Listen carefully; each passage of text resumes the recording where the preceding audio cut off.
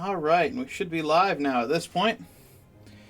I know it's been a couple weeks, but yeah, let's just say it's been really crazy around here. So I am still definitely trying to improve on things in the background, and one example of that is, as you can see in my background, I now have a gorilla.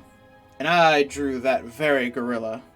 Yeah, I'm learning how to use where the hell is it? It's around here somewhere. I have a damn it.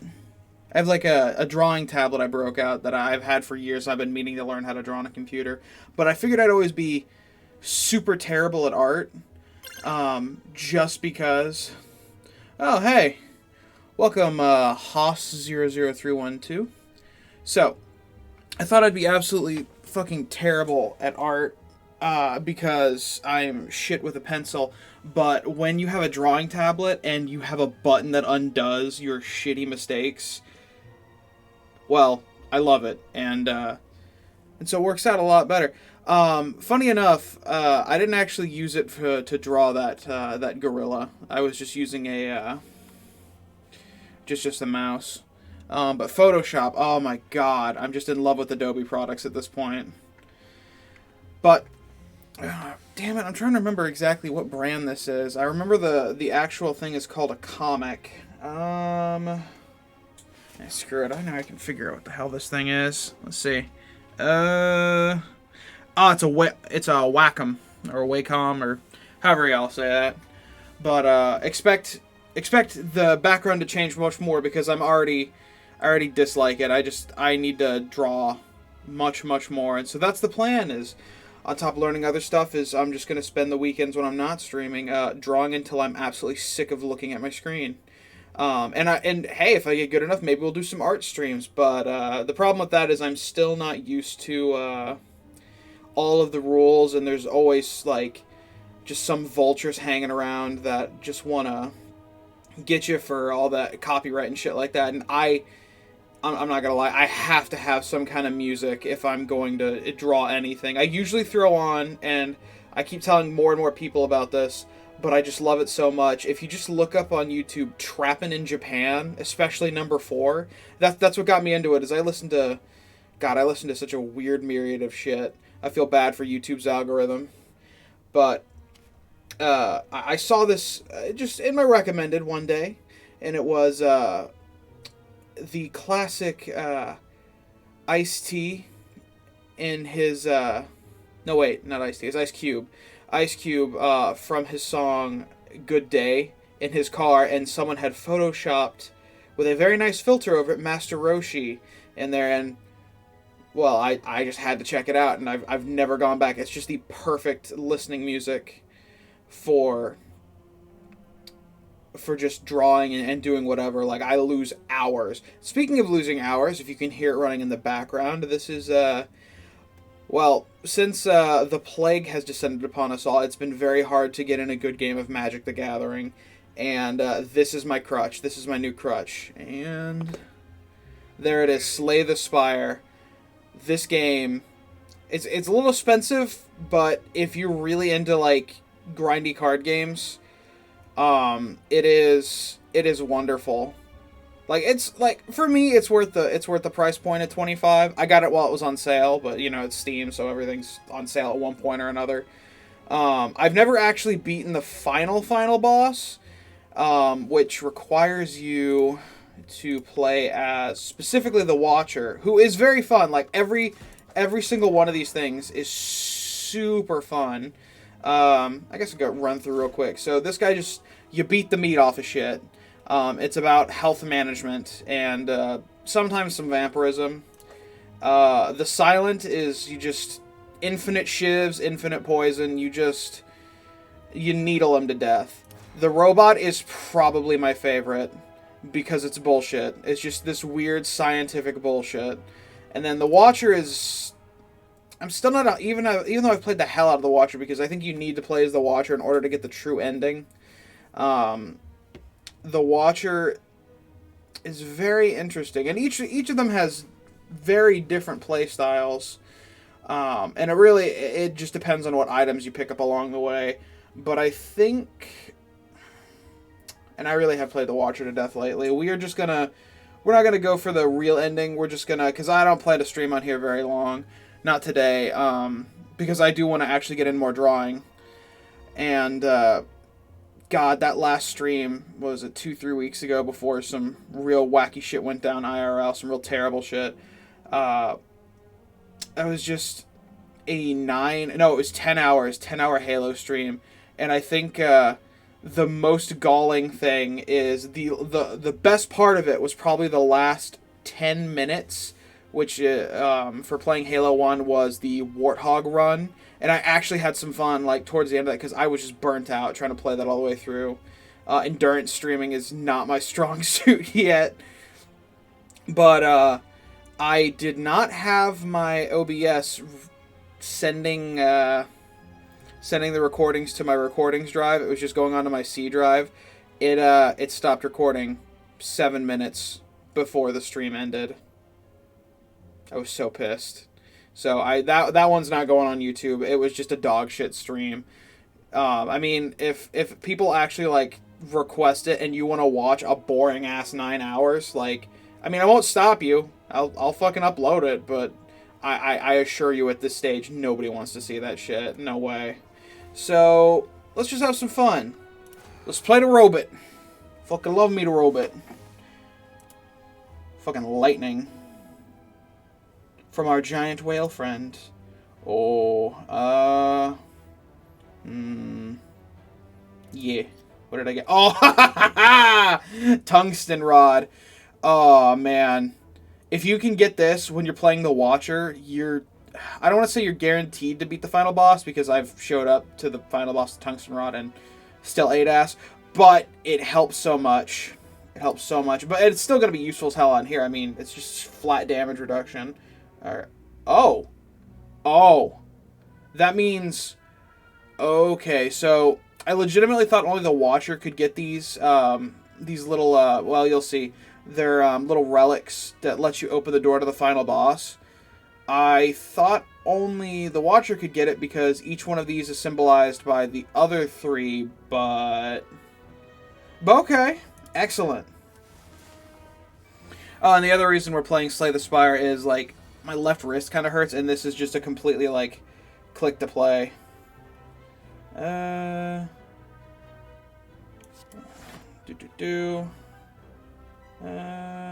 Channel lightning.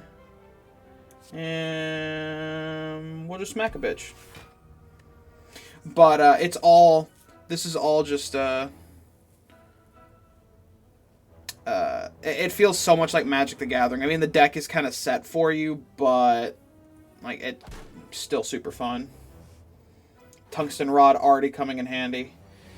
Little bastard weakened me though. All right. That'll be enough for that. So he channels, so as long as you keep these above your head, but you only have 3 spots, so if you have one too many, it'll cast it. So see if you read this, it does a passive, but it also is an active. Very fun. Alright, kill this bitch. Fuck it. Moving on. Alright, what are we adding to the deck? Add a burn to the discard. The next card you play on top of your draw pile. Ooh, interesting. But I'm going to go with the draw. Draw potential, always very good. And just about any card game you ever play, options are always what you're looking for. I don't want to lose out on the...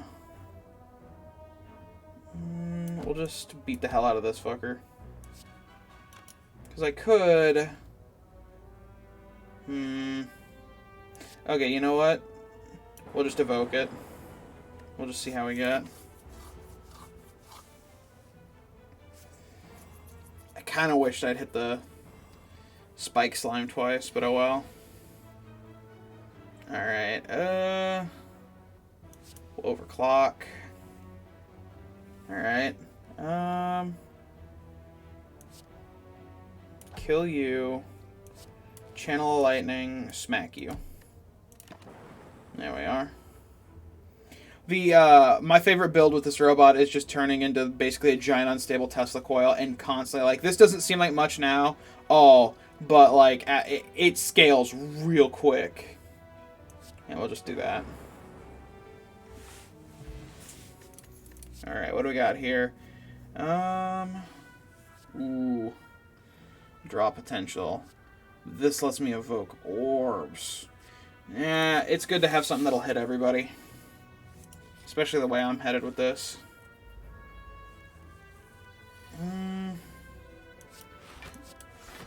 We'll just channel.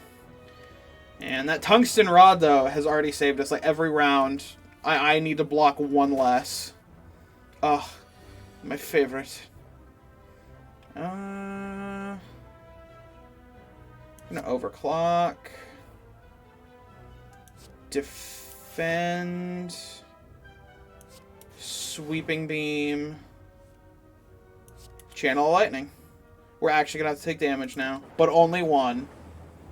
Thanks to tungsten rod. Damn it, we've been damaged.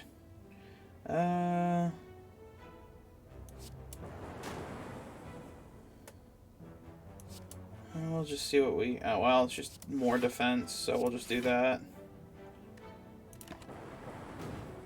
The other nice thing is the lightning happens before they can get a chance to gain any block.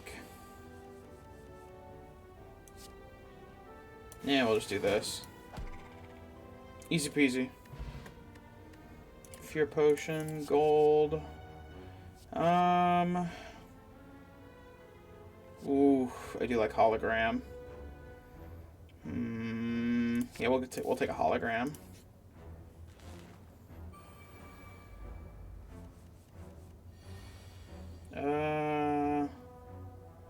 Overclock.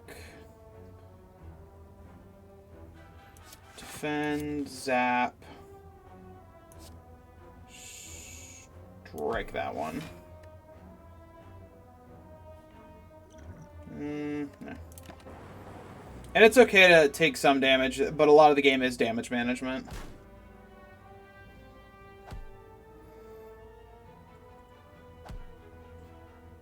Relics are really what make the game amazing, though.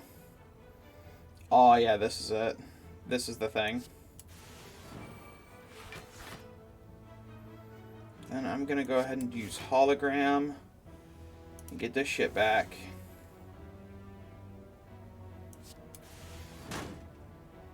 Yes, definitely the way to go. I don't even know if it's worth drawing anything. It's not. Yes! Very nice. The only downside of the lightning is that it's random. Smack. Ooh. Ooh. So exhaust, it gets rid of the card, so it's basically a one use, but that's kind of good because you're also trying to manage your deck size.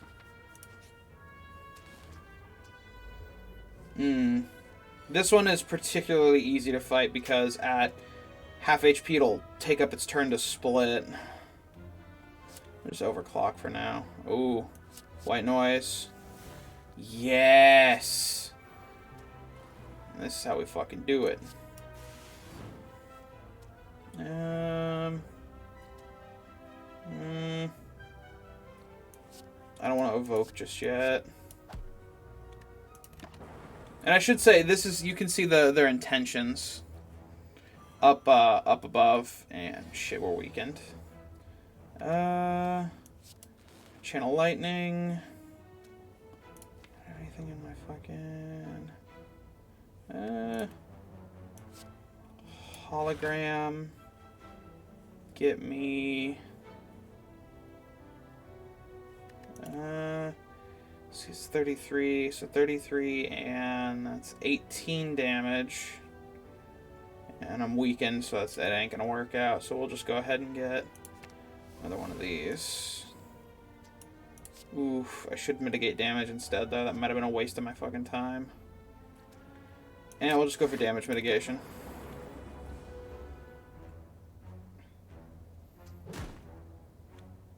Oof. Overclock. 8 damage. Oh, wait, yeah. No, this is the way to do. Because... yeah, there we go. Now it's going to split into 2 of these little bastards.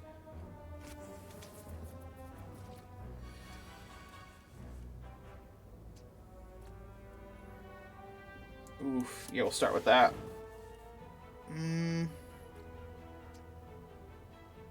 Alright, we're just going to dual cast.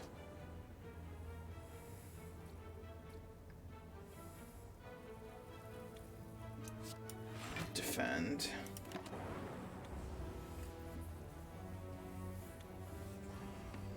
Stop looking at me, you rotten bastard.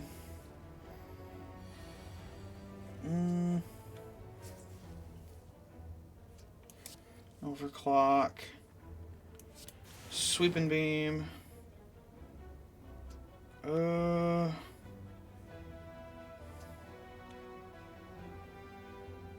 Okay, it's either gonna kill one of them or hurt the fuck out of... Alright, we'll take it. Just go for some more damage mitigation.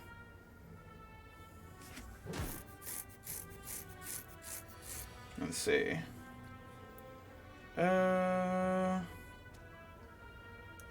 Defend, because we've got a burn in our hand. There we go. Excellent. Tungsten Rod is just amazing in general, because the burns only deal 1 damage then. Schmack. Duplication Potion, ooh. FTL, very nice. Alright. Oh shit, I didn't see there was going to be 2 in a row. That sucks. These are elites. They're harder, but they usually have a pretty set pattern, so that's the nice bit. Ooh, yes, very nice. Overclock. Zap. Defend. Sure.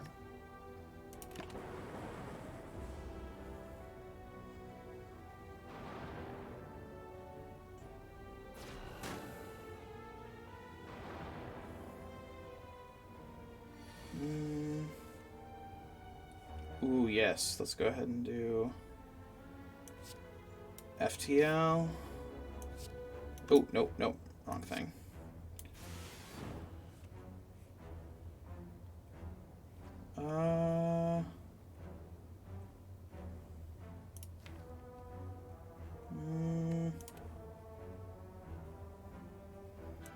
Just do this.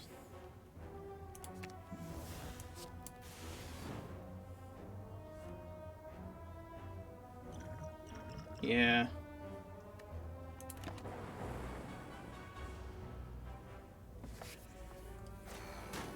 They're just gonna keep alternating between giving me these shitty dazed cards and fucking smacking me. Oh, what a shit hand. Oh my god. Alright, let's just get some damage on the board.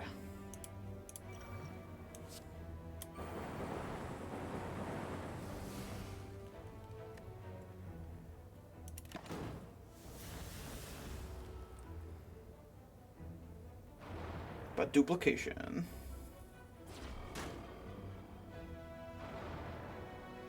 Jesus, my deck is nothing but dazed cards. Okay, okay. We'll just start with an overclock. Just got me more bullshit. Maybe we can kill this before it hits us. Probably not now. Lightning, defend, defend. I mean, it's all I can do at this point. Ugh.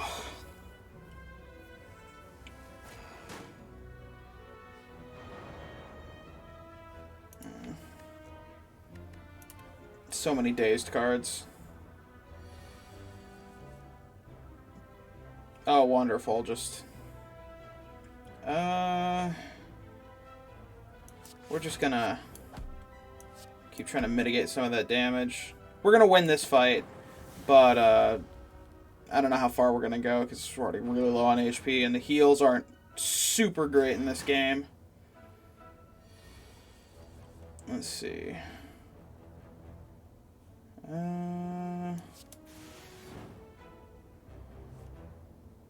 Sweeping Beam is definitely putting in work, though. Yeah, let's see how this goes. I can take the 9 on the chin.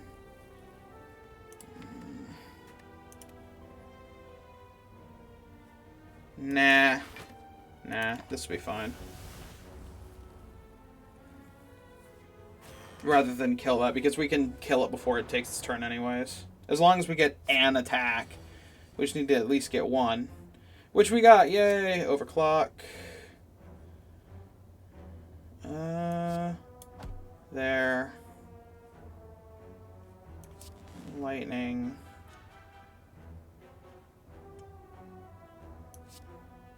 Defend. I'd rather take as little damage now as possible. From the fucking burns, because I keep overclocking.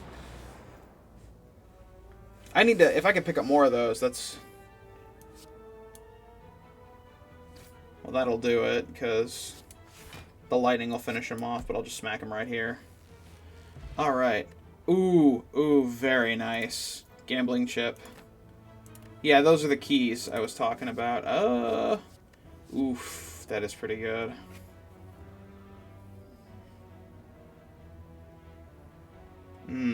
Streamline. What's Lock-On actually do? Ooh,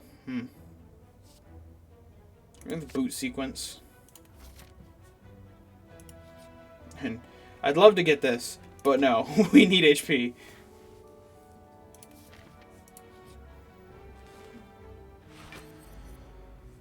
Okay. I'm gonna shuffle in.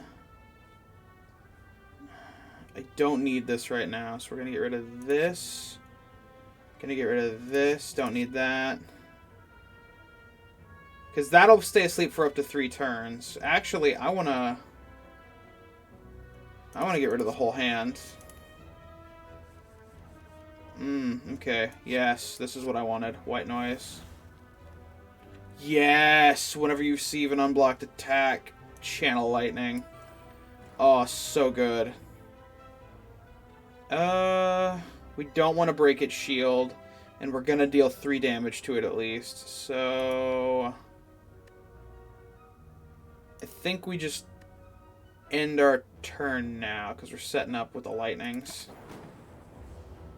Because as long as its armor doesn't get broken, it'll stay asleep, at least for the first 3 turns. Zap.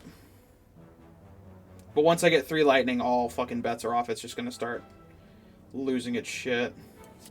Overclock, baby. I guess we'll just throw up defend. Might end up using the vulnerable potion, just cause...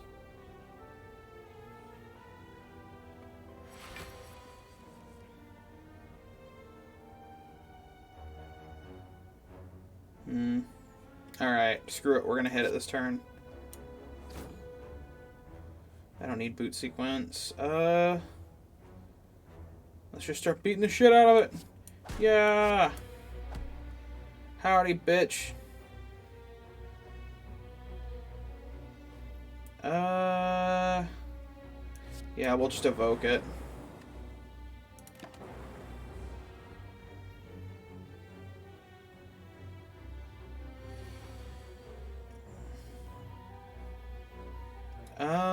Damn it. We'll channel.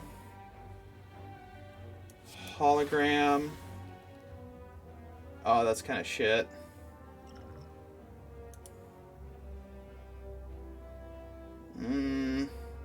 This is not the time to use that. Okay, so now you'll see what happens. I've never actually run out of orb space, but I will here in a second. So we'll just do this. So when I actually end up taking damage, it'll channel lightning, and so it just automatically evokes it. It's very nice. You know what? We are going to use this. Vulnerable ass bitch. Ah, shit. Defend.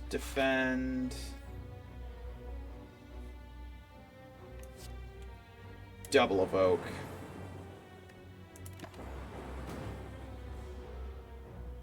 Oh, we're cutting it close.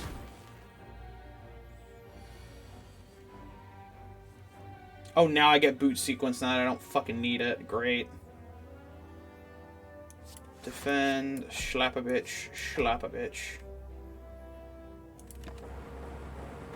Yeah, we got this one in the bag. I can end my next turn and it'll just... That's the other great thing about orbs, is it doesn't care about, like, whatever the fuck's going on in your life. Dual cast! Because the orbs stay the same.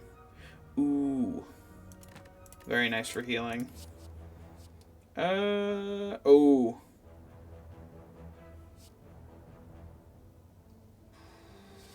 We're gonna go with creative AI. It's super good. Okay. Oh, I want the key, but bottled lightning is amazing. It'll let me start with a skill in my hand. Actually, well, I got white noise. Oh, like, having a power every fucking time, every turn is pretty hot. We're gonna have to go with bottled lightning this time. We're gonna go with white noise. And now we go for mysteries. Fuck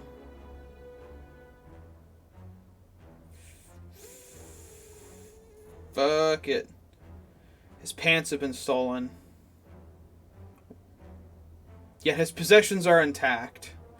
Let's find loot. Ah, fuck me.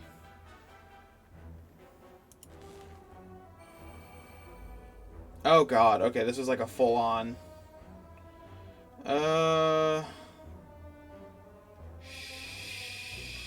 Shit. I want to keep boot sequence. Get rid of creative AI. Draw me a different card. Okay. We're going to do faster than light. That. Oh. Lightning now hits. Wait, what the hell did it say? Lightning hits all enemies. Very nice. So does that mean if I dual cast... I'll risk it. Oh, fuck yeah. That saved our ass.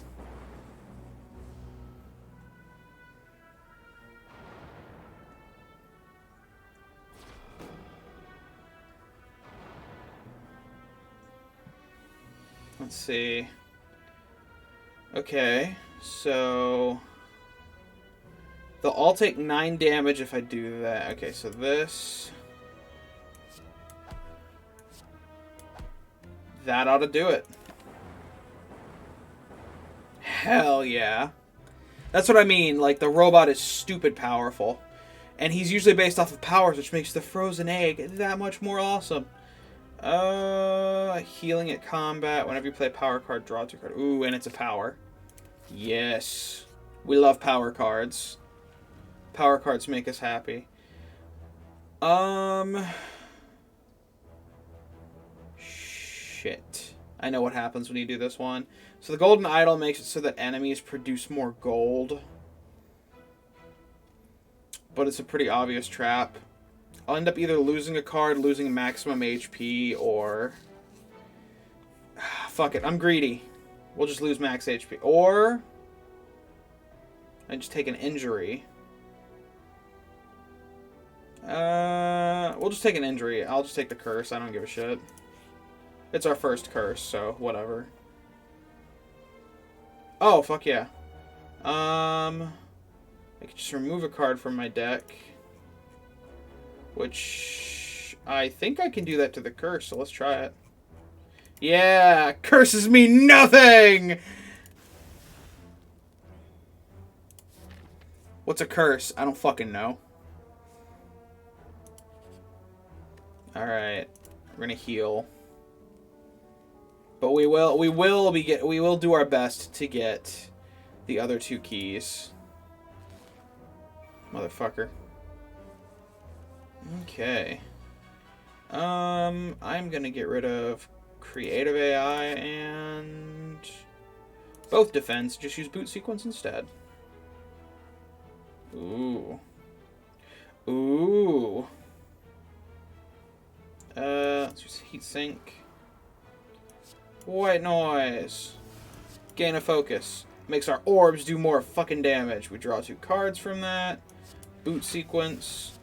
Sweeping beam. And, yeah, end turn.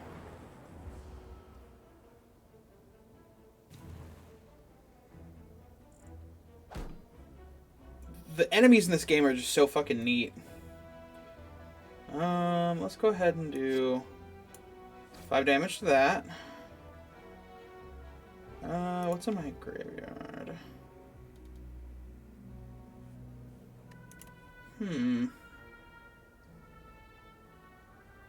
Well, I actually just need 12 damage, so... There's Channel of Lightning, that'll do it. There. Boom. Haha! This game pays if you're good at math. No power cards. Compile drivers. So this is draw up to 3 cards and it deals damage, but this one just draws me 3 cards, so we'll just go with that. What am I fighting? Oh, God damn it. Ooh. Yeah, that guy's kind of rough. We will rest. In the hopes that we can just trash this motherfucker. We do some good potions, though, so we'll see. Not a fan of the Hexaghost. So I'm going to use heat sinks and that. I don't need defend. I don't actually need skim this turn. I don't need boot sequence either. Nah, that'll work. Heat sinks. White noise. Ooh, whenever I play a power, we're going to channel lightning. Oh no. If only I had more energy.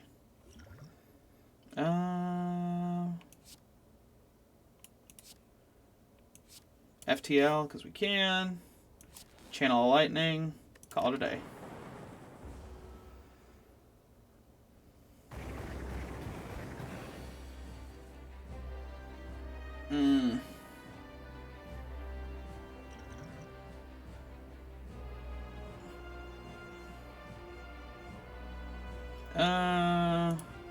I'm gonna drink this just to see if we can't.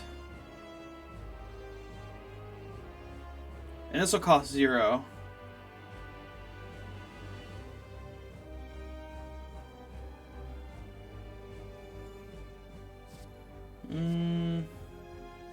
Use FTL.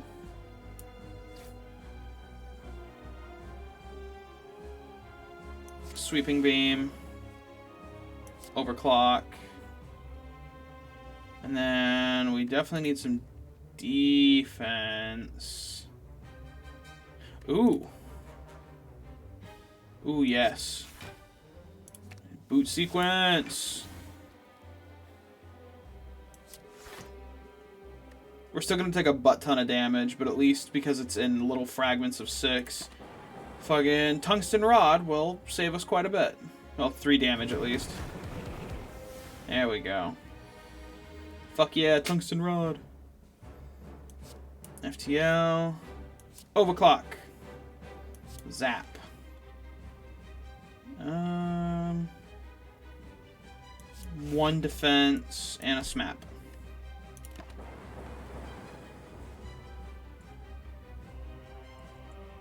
Ah.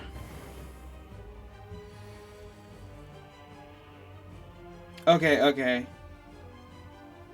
Ooh. Ooh, I have an idea.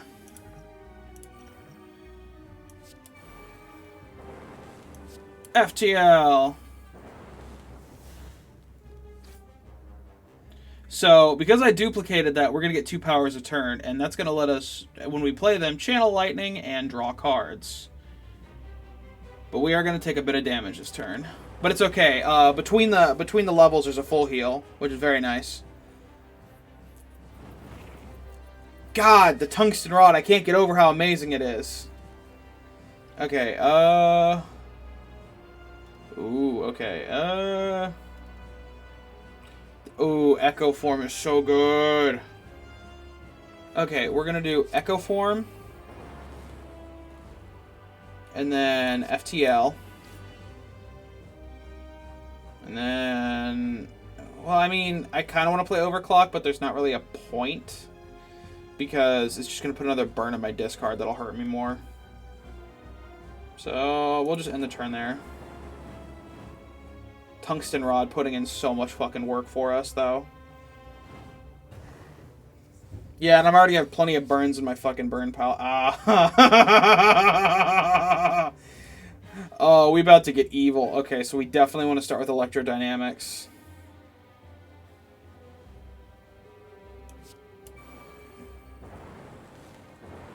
Oh, wait, that doesn't do anything. There's only one fucking enemy. I'm an idiot.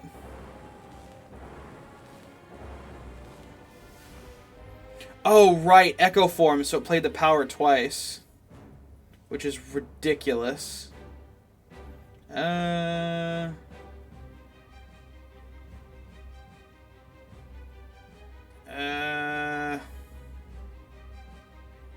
yeah, we'll just go with that. And my hand is full. I never actually counted. 1, 2, 3, 4, 5, 6, 7, 8, 9, 10. So the max you can have is 10. I never actually looked into it. This is gonna hurt. Ow.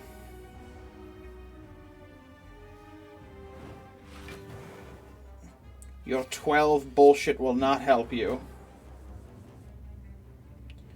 Ooh,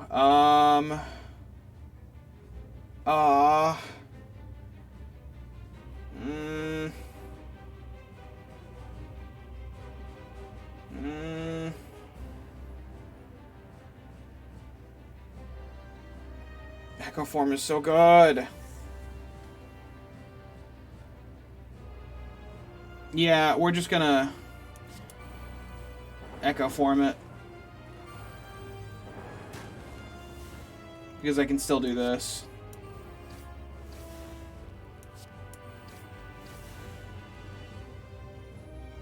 Because now I've got 3 Echo Forms, so it's the first 3 cards I play are just played double. Yeah. I think we're gonna win this one.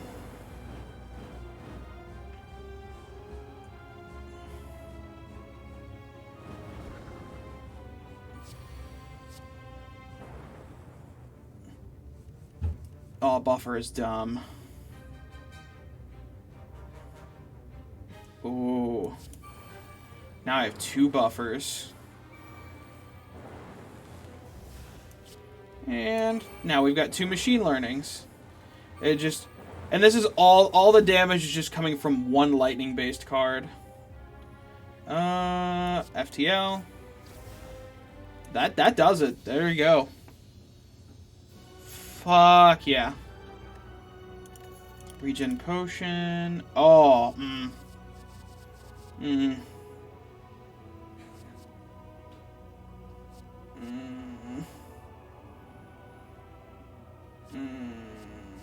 These are both really good. Oh. Buffer. Ooh. Gain energy, but they all start with a strength. Ah.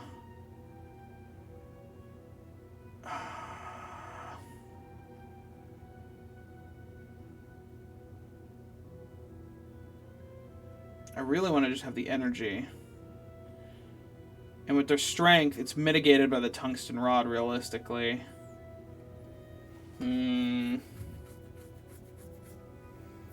And this is only when I open chests. But it does give me curse. Start of your turn. Start of your turn. Guaranteed curses. Guaranteed pretty much extra damage. Well, it's not everything's got extra damage.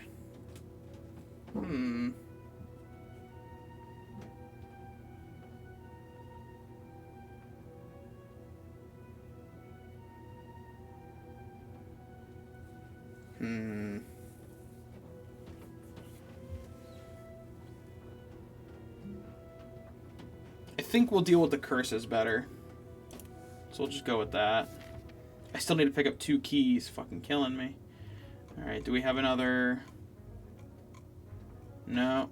No elite with one of them, so that just means I have to... Probably get it from a chest.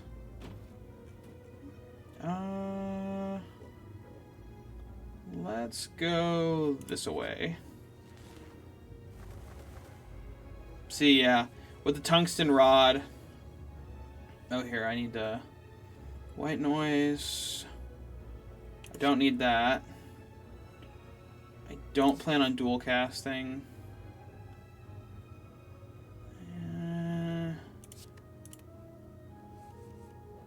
Yes, this was hoping to go sweeping beam. So since they deal 1 damage 5 times, tungsten rod essentially nullifies what they're doing. I love it. Oh. We'll roll with it. Draw me a card. Skim. It's in my graveyard. Just boot sequence. I don't need to waste my hologram. Smack a bitch. And their flying buff makes them take less damage, but not from orbs. Yes, the key was definitely the right choice. Philosopher's Stone would be taking damage right now.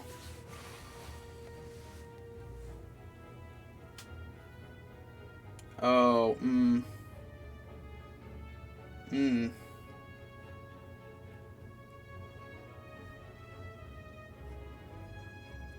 Heat sinks. Buffer. Draw them free cards. Smack.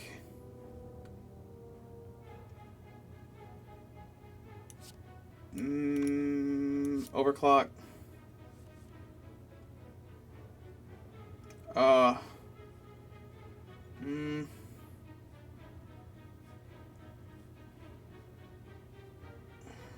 I'll deal more... Well, I won't actually deal more damage with having the lightning because it's only 2 orbs. But it is more damage because... I'm not going to use it. Okay, we'll just channel. Yeah, that was the better choice. Even though slowly we're losing focus.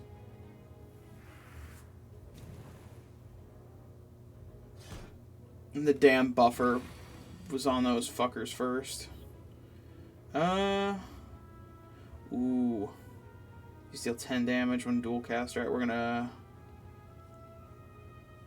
dual cast. And then FTL.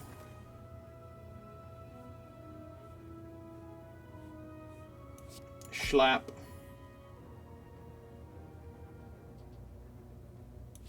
Schlap. Oh, I still have one more. You. Okay.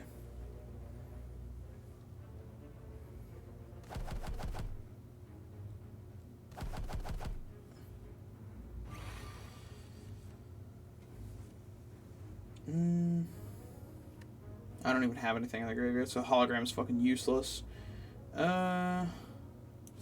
Skim. Sweeping beam. Dual cast. Yeah, there we go. A little more damage than I'd like starting off, but... Ooh, another white noise.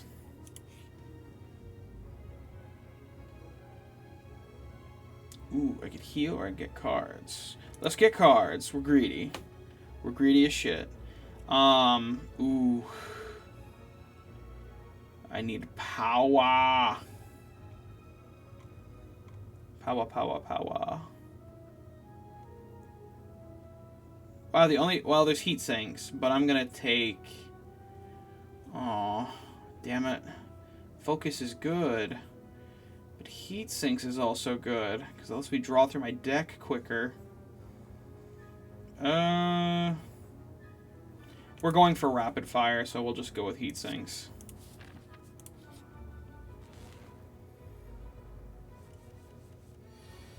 Okay. Ooh, both white noises. Well, we don't need creative AI or the strike necessarily, because white noise, and creative AI. Just yes. We'll go with we'll go with this. And then creative AI. Then boot sequence, and we're gonna go ahead and drink our regen potion now. Now let's skim. And overclock. Heat sinks! Yes!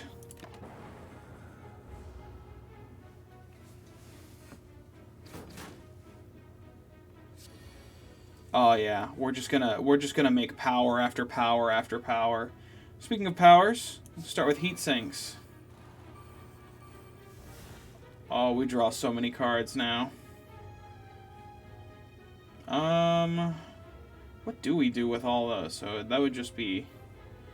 Okay. FTL.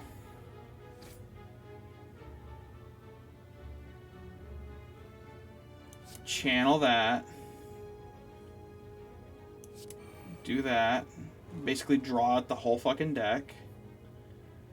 And...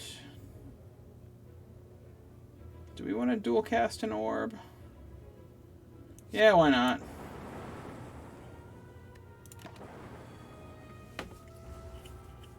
And our fucking regen potion is doing work.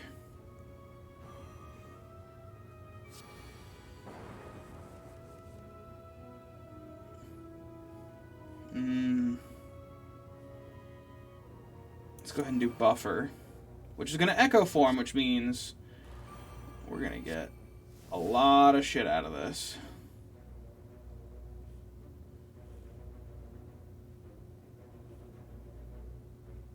FTL. Another power. And there we go.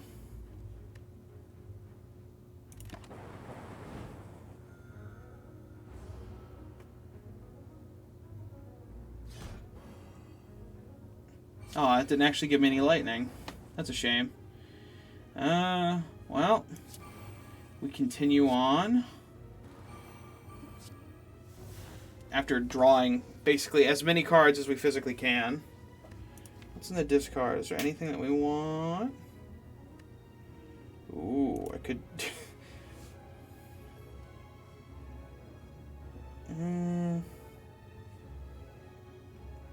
Let's go ahead and use hologram. Oh, I can't actually afford the creative AI. That sucks. We'll just channel more lightning then. Channel. We'll dual cast. Because we don't care.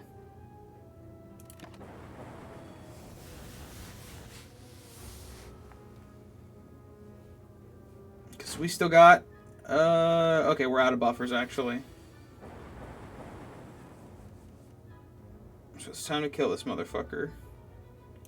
Defragment! Now I have a shitload of focus.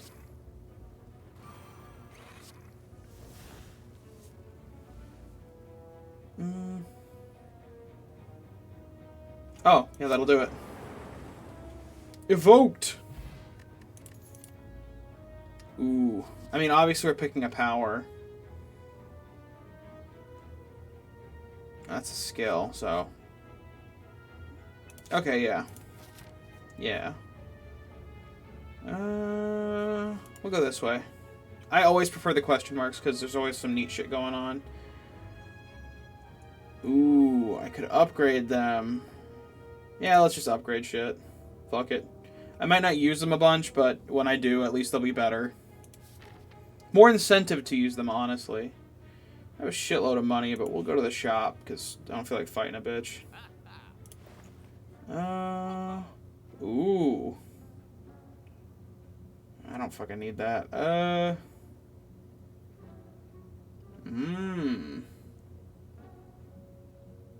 Any powers for sale? Ooh. Gain 3 orb slots. Actually, this is kind of more of a curse than a blessing, because once you have so many orb slots, it's hard to get them to cycle out to evoke, so you have to evoke them. But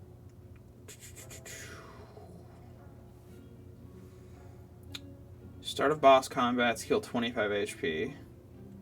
I think we're going to play the long game. We're going to take that. We can still get this.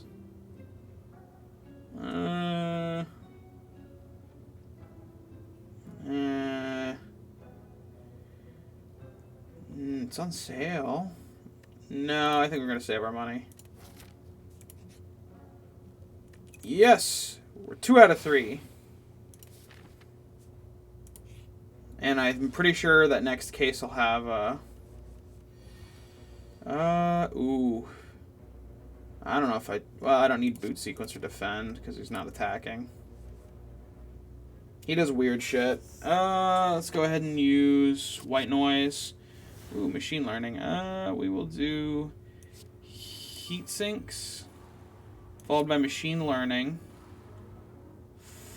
followed by buffer or loop, followed by loop.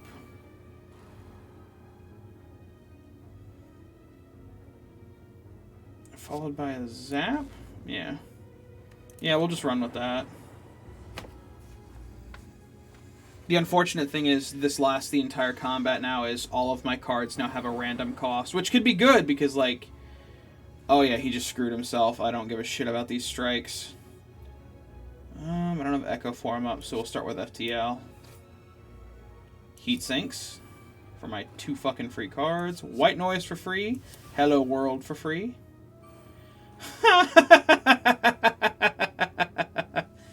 Alright. Well, that's free. And that's free. Is there anything decent in the graveyard? Well, I mean, I could do another defend, I guess. So, well, or I could get another sweeping beam out of it. Yeah, that's what we'll do. We'll do hologram for sweeping beam, which is free. Ooh, and then, one of those would get wasted right now. I could just block it instead. Fuck it, buffer. My hand is full, which makes overclock very useless right now.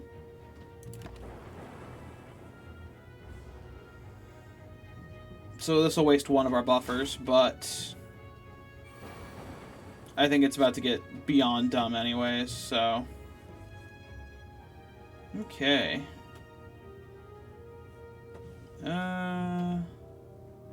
Gives me orb slots, which I don't know if necessarily good.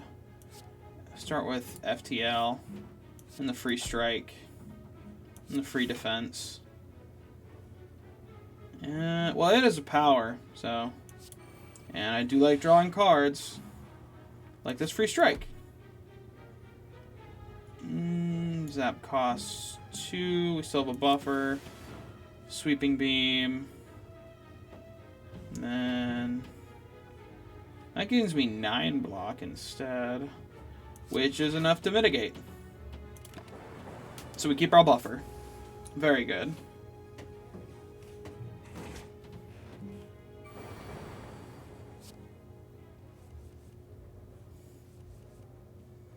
Ooh. Well, here, let's empty part of our hand so that when we do this, we don't... Still drawing so much. Ah. Very good.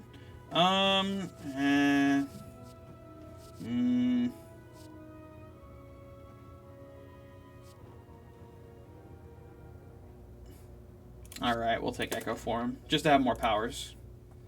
More powers at our disposal. God damn it. Well, I am getting attacked this first turn, so I want to keep Boot Sequence. Let's get rid of that.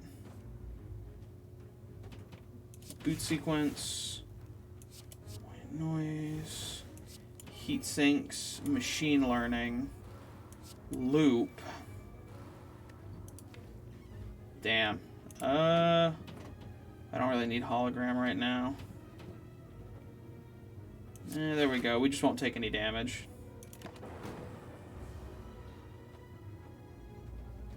I hate these shelled parasites. They're plate armor bullshit.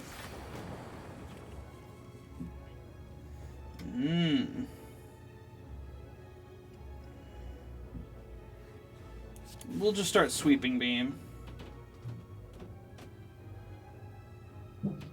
Oh, I really want Creative AI, but I'm gonna get slapped. But I don't actually have any defense anyways. Or do I? Not really. But this is free, so we're gonna use it.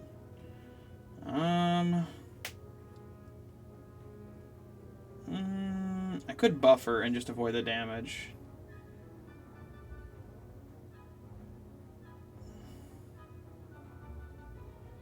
Yeah, we'll just buffer and avoid it. Ooh. More heat sinks. Oh no, the white noise. Oh well. That buffer's coming in hella handy.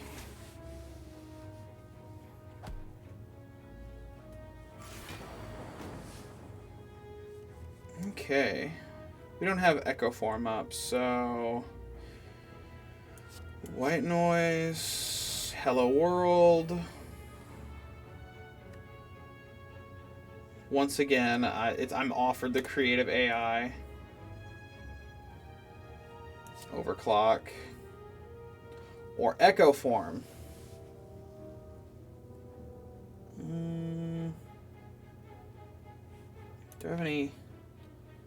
I mean, I'll probably draw FTL, but like it wouldn't matter because I'd be out of the money.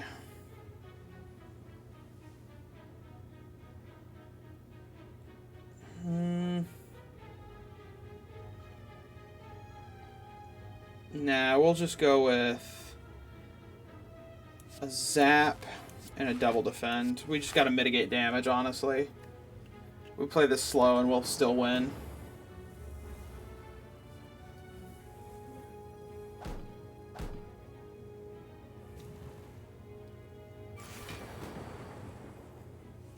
Ooh.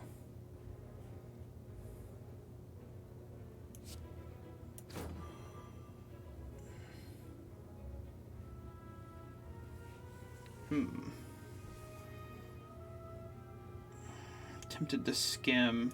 We'll skim. Ooh, very nice. Echo Form again. Let's go with FTL.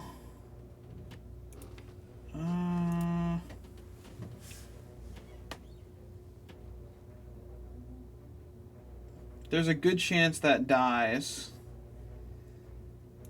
And that will be enough to defend. Oh, shit. Damn it. Let's just... There we go.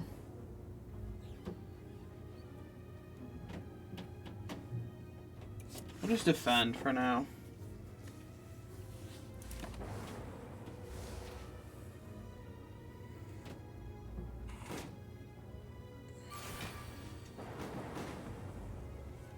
There we go.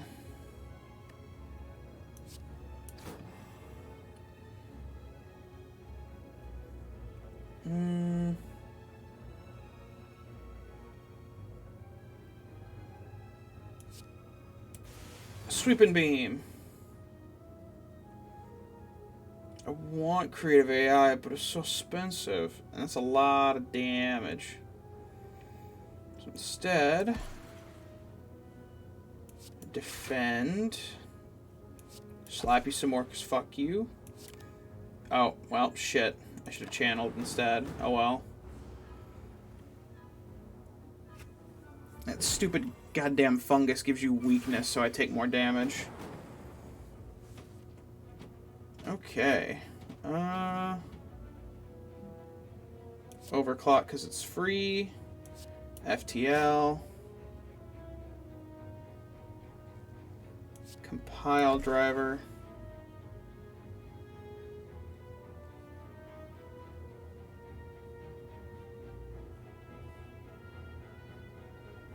He's giving me the same amount of block. We'll do sweep. Of course, that again. It's 18 damage. Alright, we'll just mitigate our damage.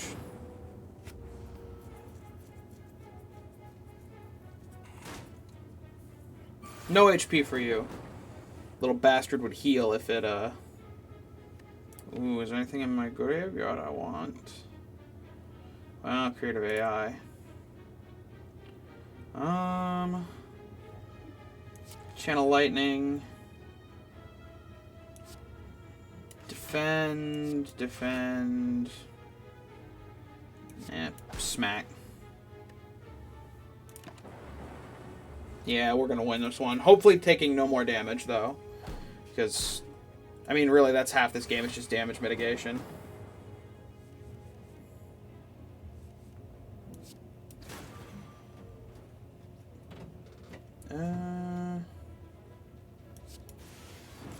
Zap. Dual cast. Yeah, that'd be fine. I could have just probably dual cast, now I think about it. Definitely this. Get more channeling in there. And there's the curse. Oh, but I love potions. I need to get the sapphire key.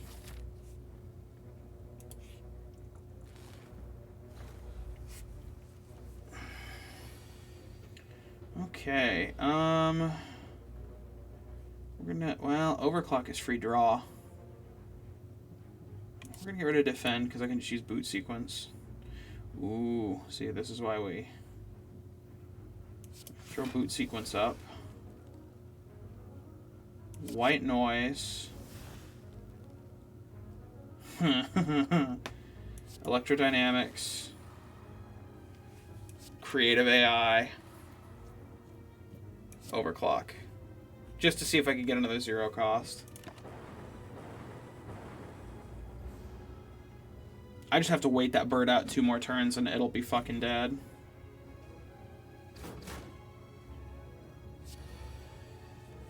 Hello, heat sinks. Oh. Hello, heat sinks.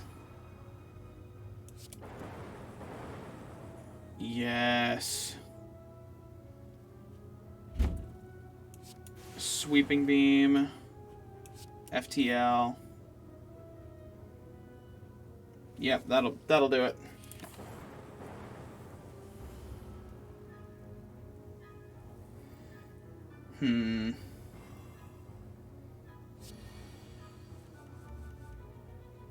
Oh, so very many.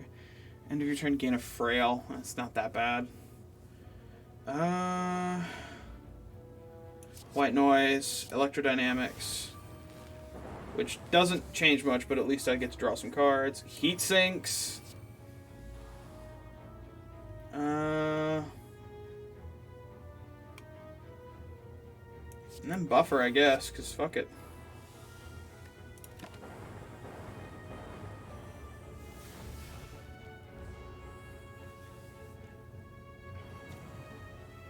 Yeah, good for you. You've got more strength.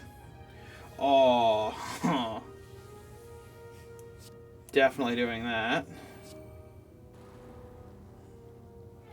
FTL. Which I could use again, I guess.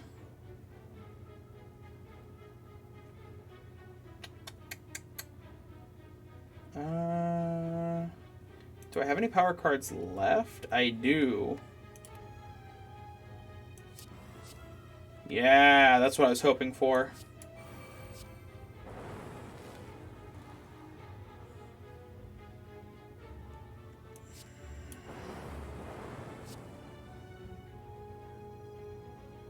Damn it.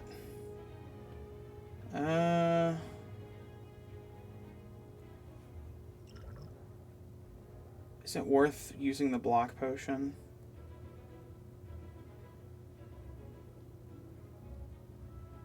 Because if I'd only had one more energy, yeah, we'll just drink the block potion now. Yeah, if I had just had one more energy, I could have probably ended that man's whole career. Oh, I had buffer. Oh, I'm an idiot. Speaking of which, take it. Fuck you. I-beam. Ooh, 2 boot sequences. Yes, more boot sequence. Since I've got Gambler's Chip, it doesn't matter to me. Now, I could take on an elite enemy and try to get another... Yeah, we're greedy. Oh, no, not the stabby book.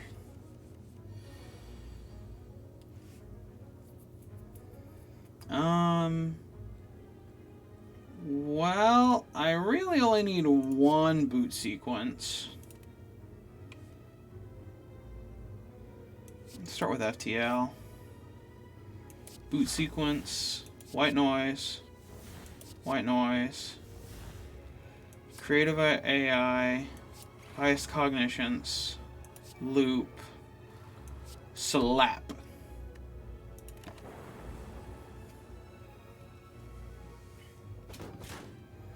So 1 damage, but I do get a wound out of it.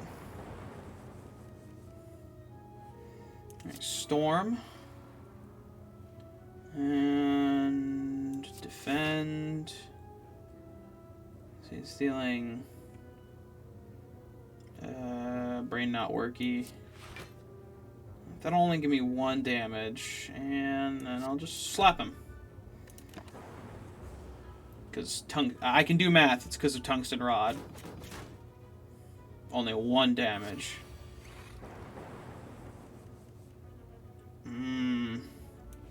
Heat sinks. Bias cognitions.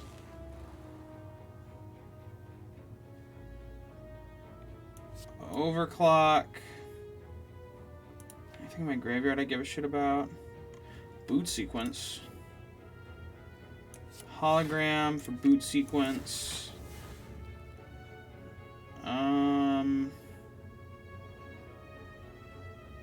Most effective thing to do is to do this, because when the lightning channels, it's gonna hurt.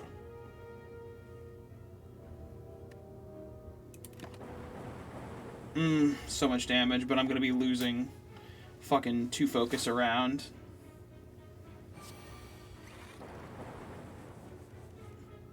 Okay, let's go with heat sinks. Oh yeah, this is gonna be it. Just from channeling fucking lightning. Shazam. Ooh. What attack do I start with? FTL. Because it's just card draw. These are all skills. We're skimming. Even though I don't use skim a shitload, it's still good.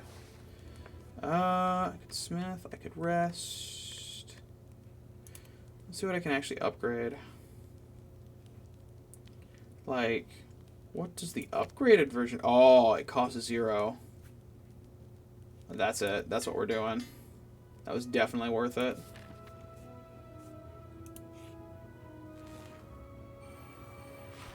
Okay. Well, I actually don't need either boot sequence, but I will keep the rest.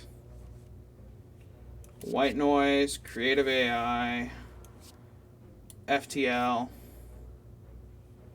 overclock, heat sinks, echo form.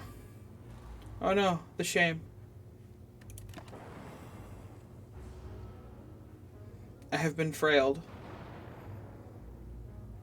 But we about to draw the fuck out of our deck.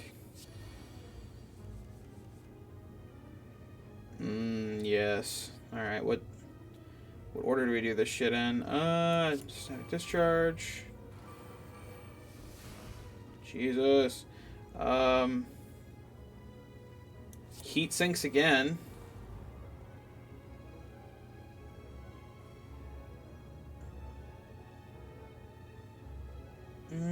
Buffer.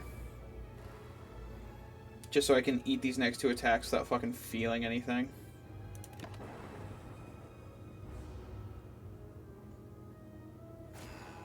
Don't care. Fuck you. Oh, shit.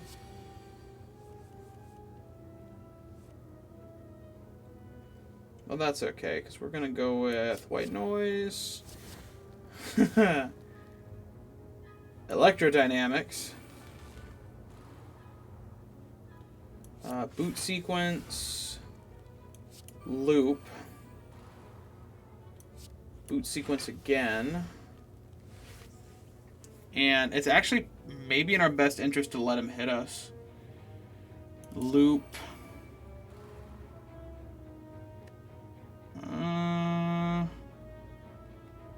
Loop again.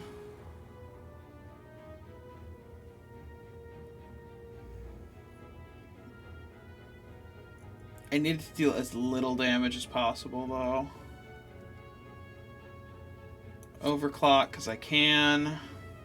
Whatever.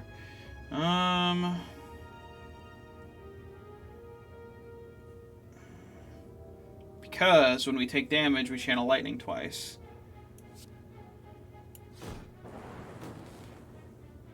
There, I'll just eat this 5 damage.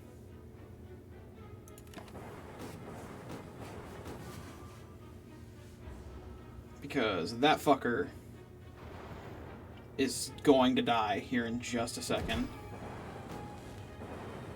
Yep. Channeling! Okay, bias cognition. God damn it.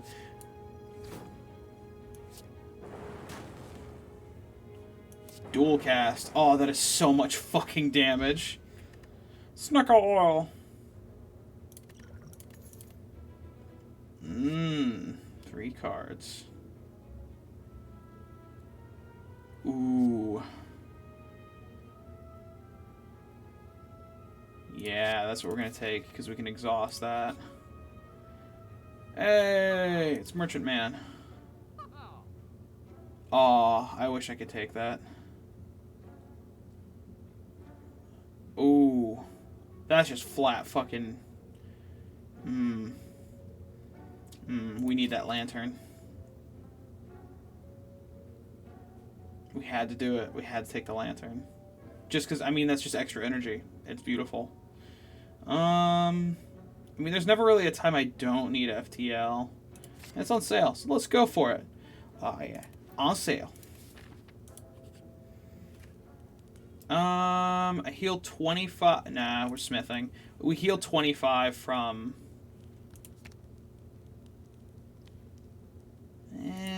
just because I always start with it doesn't mean it's the best. What's Tempest do? No. The other white noise, however... Oh, creative AI. Oh, make it cost less. Yes, because it always seems to be just a little too expensive. Because boss fights we heal 25 because of our beautiful pantograph. Okay, I don't need boot sequences. Yeah, I'll keep this. This looks good. White noise. Hello world. Faster than light. Yeah. Faster than light again.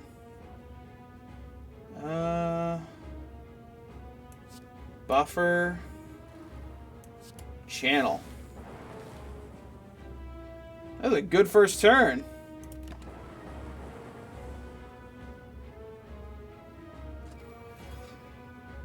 Now, if we could only get electrodynamics.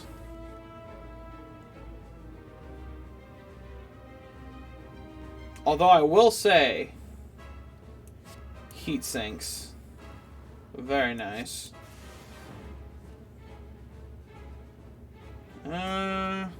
Steam barricade. Skim. Heat sinks. Our buffer's about to go away already. That sucks. Is there a point in me overclocking? Not really.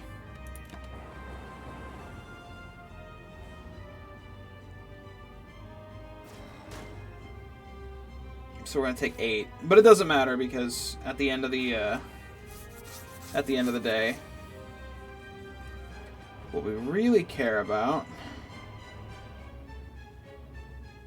So we don't have Echo Form yet. So let's throw up Echo Form. And then Loop. No, I want to use the white noise. I must have all the powers. Because they're about to steal some cards of mine, which pisses me. That lets me draw 5 cards. Jesus. No, I don't need that right now.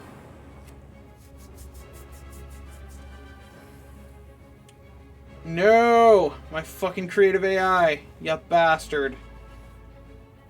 Okay, you can have that one. I don't really care that much. Okay, what does Beam sell? Well, it's free, and I want that back. Overclock. Skim. I got powers left, right? I got white noise at least. Damn it.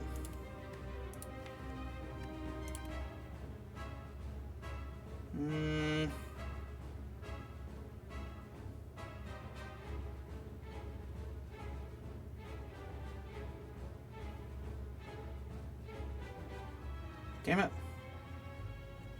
Okay, is there anything in my deck that I would, like, if it came up, would be... There's a couple of things. That's the problem. No, I need to get creative AI back is what I need to fucking do.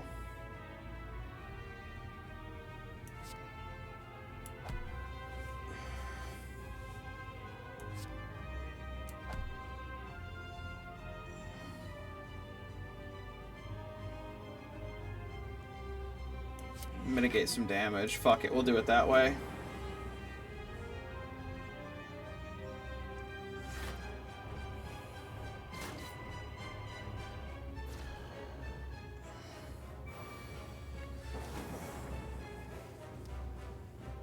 Oh yeah. Nah, watch this. Give me back my fucking creative AI.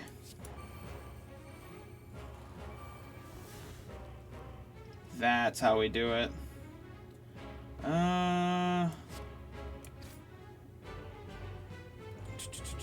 Channel Lightning. Deal 7 damage, Channel Lightning. Beam Sweep.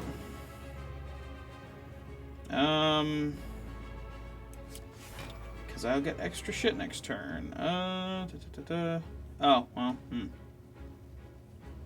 Yeah, goodbye me.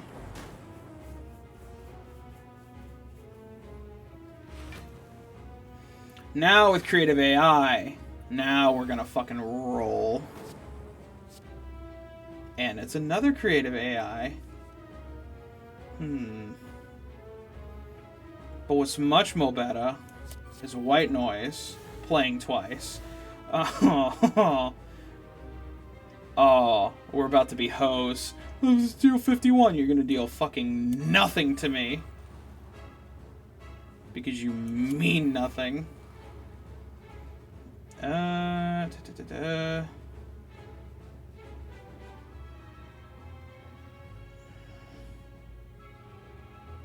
Another creative AI. And then a loop.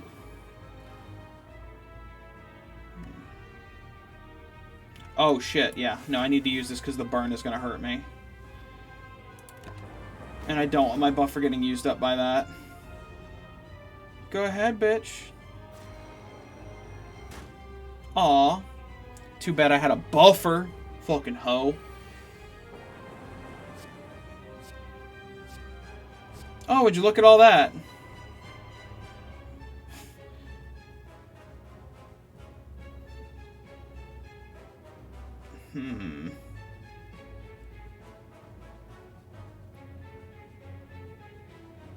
Go ahead and use buffer so we get extra buffers for our buffers.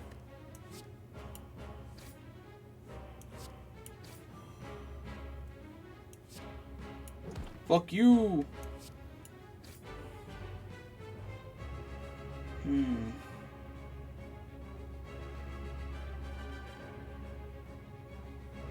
Damn it, the echo form's going away. Oh well. We'll overclock. I have 2 buffers, but I could have 3 buffers instead.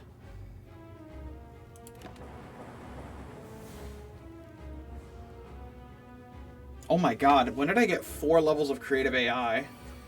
I had 4 fucking powers to my hand at random? You shitting me? Oh my god. This is just inhumane. Throw up Steam Barrier too. I just have to get shit out of my hand. Is there anything in my graveyard that's a power? Near. Well, hello world. I really need... Yeah, this lets me channel a couple lightnings. Fuck you!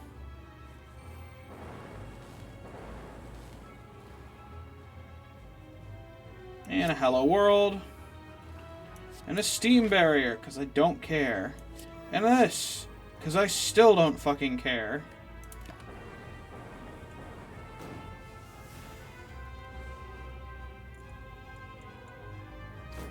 Because you mean fucking nothing before the power of lightning, man.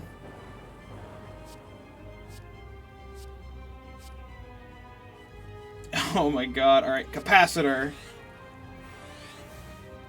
Oh, it plays it twice. Oh, Jesus, we have so many orbs.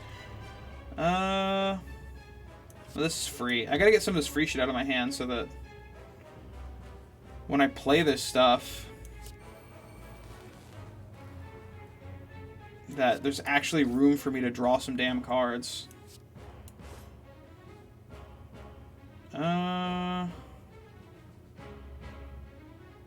Yeah. Because we don't want the burn to fucking eat up any of my buffers. So many lightnings. What's the point in attacking when you could just be like... Ah, shit. What's the name of that guy in One Piece? It was like Inouye or some shit like that.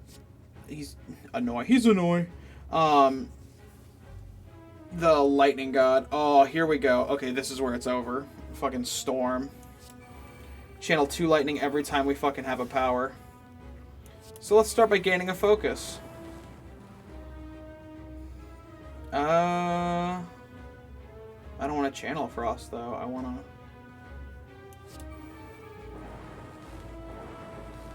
to channel lightning. So very nice. Do I have anything that I care about using?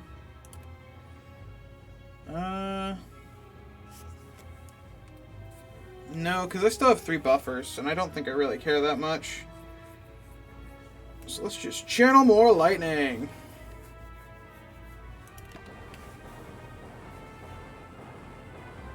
Oh, this is so fucking hokey.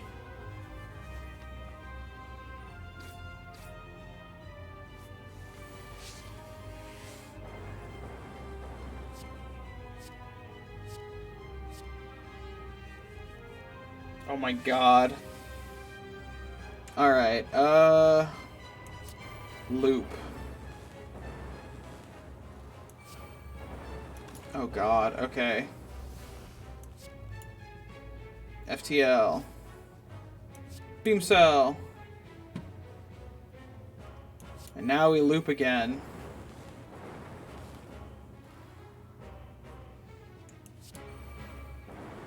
So much lightning. I have nothing but powers. Upgrades, people. Upgrades. Echo form. Elites drop an additional relic when defeated. Transform cards and upgrade. Double defective extra potions. Go with Black Star because we've been greedy bastards and I've been fighting all the elites anyways. Speaking of which, do we have any elites on here? Several.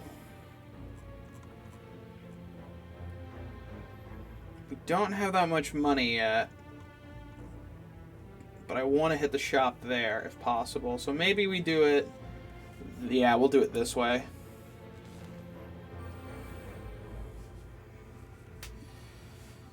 I only need one boot sequence. I definitely don't need hologram. We'll roll with that. Yes, I like the look at this. FTL on that. White noise. Buffer. Boot sequence. Yeah, we'll just... Deal that. Deal that. Channel. Yeah, that's good. Very nice. See, the problem is these guys have got thorns, so when you hit them, they hurt you. But lightning don't give a fuck about thorns. For example...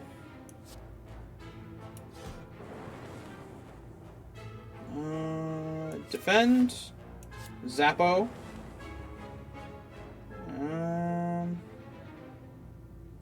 Yeah. Works for me.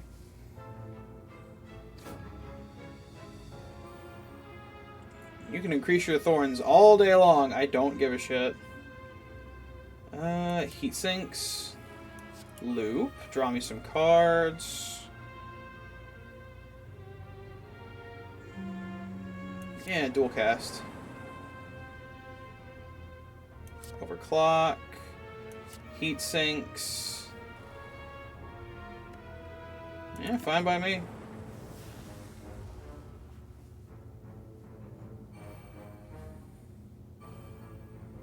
Oh, you poor sweet summer children. If only I actually gave a shit.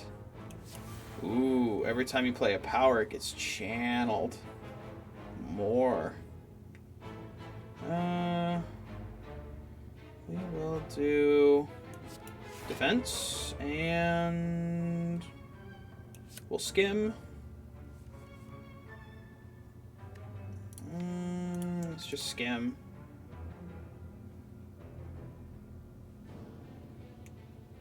Block an additional 8 and FTL.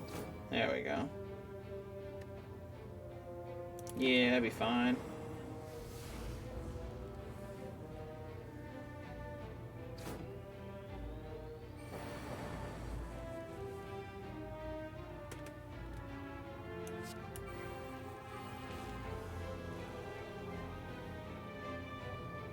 Let's see, boot sequence.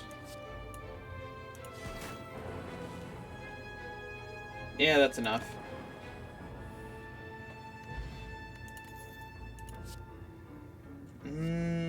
Zero cost, but this draws me cards. Always got to be getting that card draw.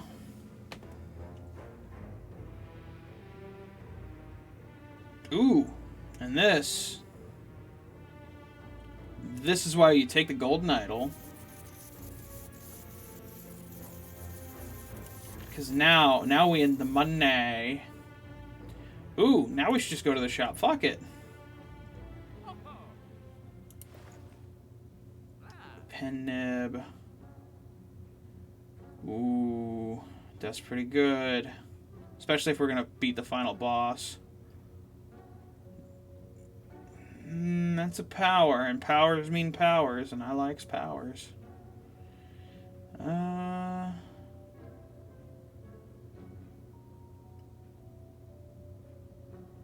We're gonna do this. Yeah. I don't really attack, and the Horn Cleat is good for blocking. Well, it's a free block. My first 2 turns are basically on block proof. Because I get those innates. Yeah, why not?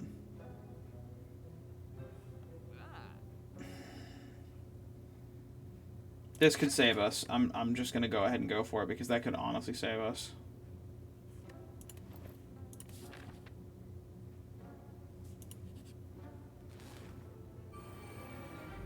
I hate these little bastards.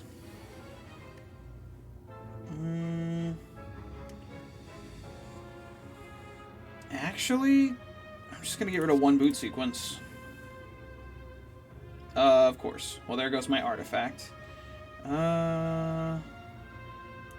FTL. White noise. Heat sinks. Echo form. Aw, give me another echo form. Boot sequence. Strike.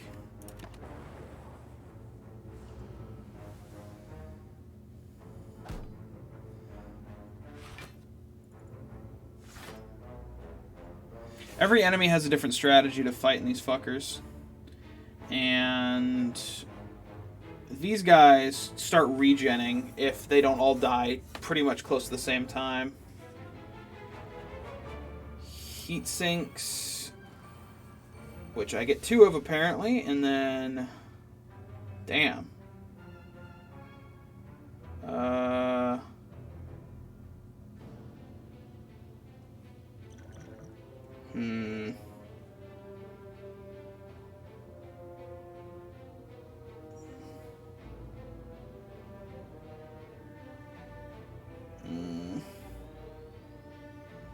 Creative AI solves all my problems. Ooh. I know what I'm gonna do. Creative AI. And then hologram for boot sequence. Exhaust that. I'll still take some damage, but it should be fine. In turn.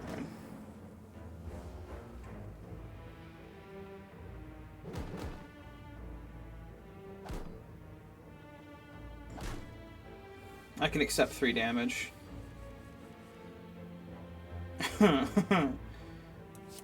Double storm.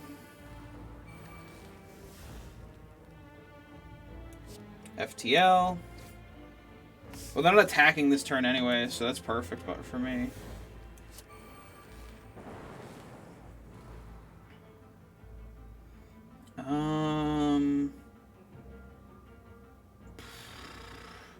Let's see. Self-repair just because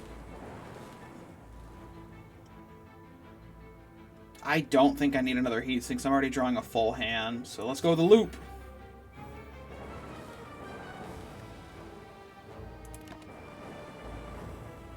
Very nice.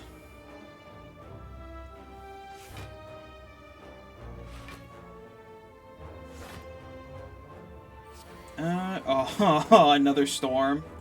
Okay. So now every time I do a power, it's gonna fucking shit 4 times.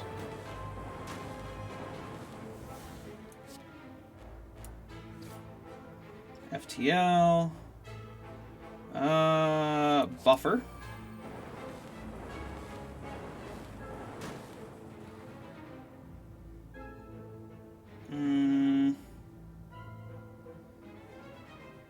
I could dual cast. I'm just only a channel once. Let's overclock.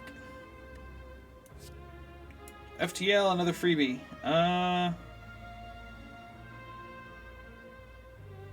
if I defend... Oh, I only get 6 block. Which means it's going to eat... Oh, well, I've got 2. Yeah, I don't give a shit then. We're going to just dual cast.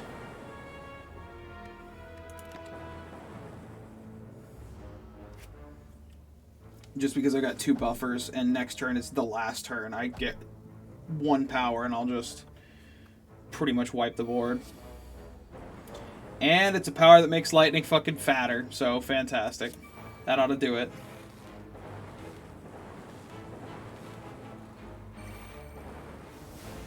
Very nice.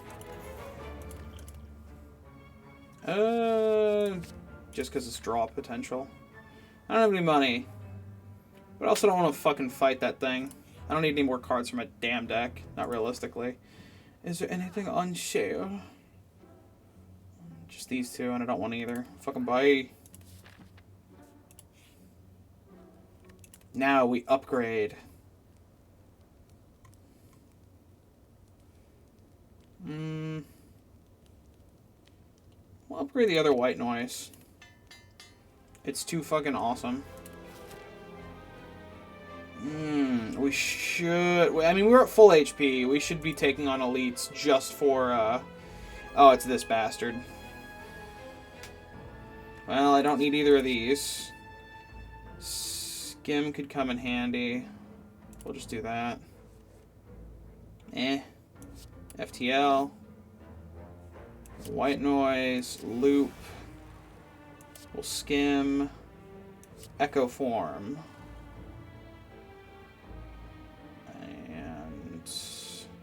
Another loop. We want more powers. So this bastard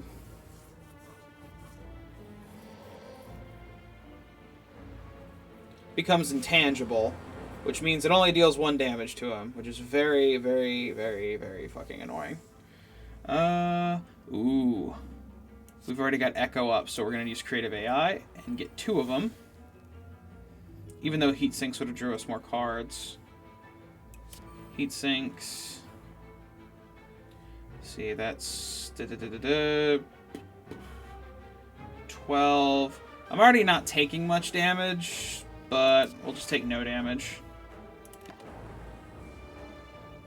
Thank you, fucking Horncleat.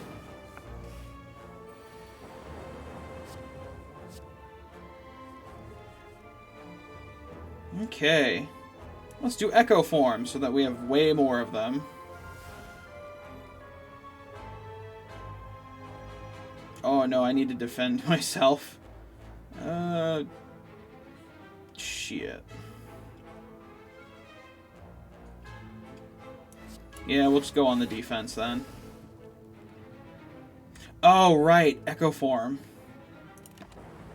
Oh, hell, I'm only gonna take 1 damage. Fuck yeah. And now the bitch is intangible. Oh, here we go. White noise. Ooh, fuck, yes. Storm. Just to get shit out of my hand. Capacitor. Heat Sinks again, because we're going to start channeling some shit.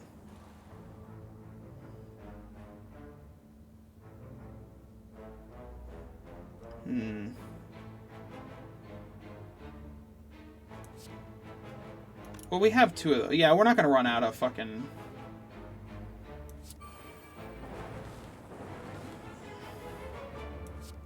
We're not going to actually run out of powers. My brain's like, oh, I'll run out of powers for the deck, and then it won't work anymore. It's like, no, we've got Creative AI. We're getting at least 2 powers a fucking turn. We don't give a shit. Oh, there goes one of my buffers, unfortunately, because I wasn't paying attention.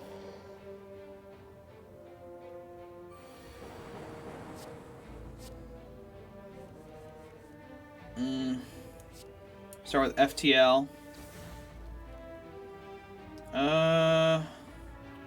Ooh, we could just channel an absolute butt ton of lightning. Then again, this would also channel a butt ton of lightning. So let's start with...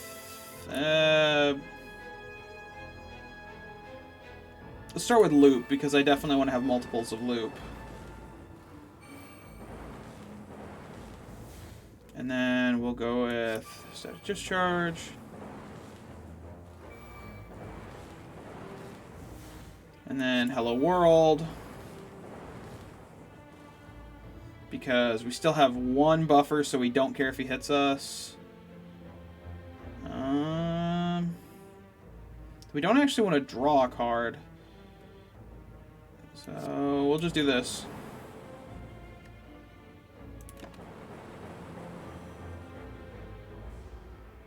So yeah.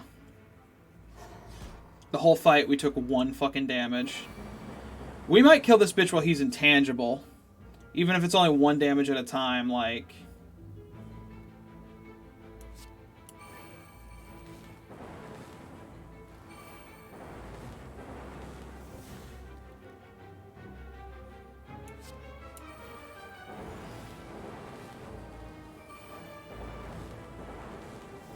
Yeah, we only need to deal 6 more damage.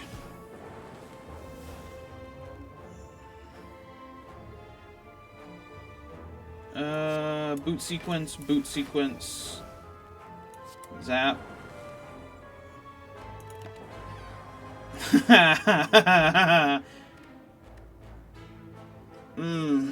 Bag of marbles.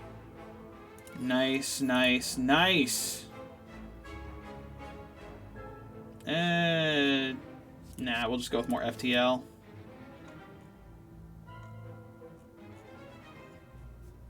Well, no options now. Just straight on through.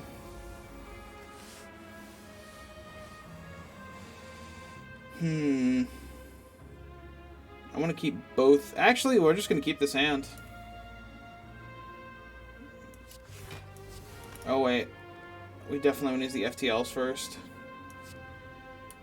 And get rid of this explosive bitch. Heat sinks. White noise. Storm. Boot sequence again. I don't care about that. Strike.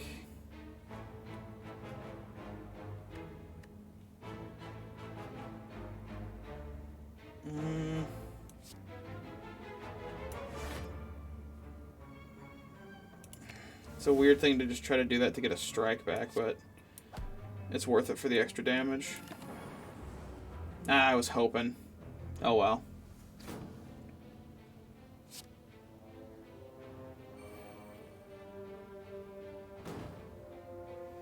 Come on, Horn Cleat.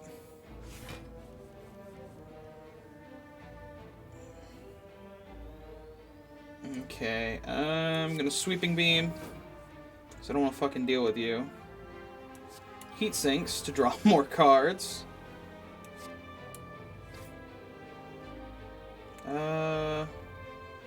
We'll overclock first. There's Echo Forms, but I can't have it. See, that's 18 damage.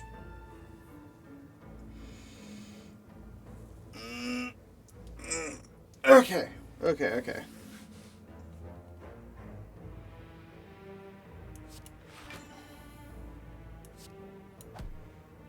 Yeah, I think I'm happy with that.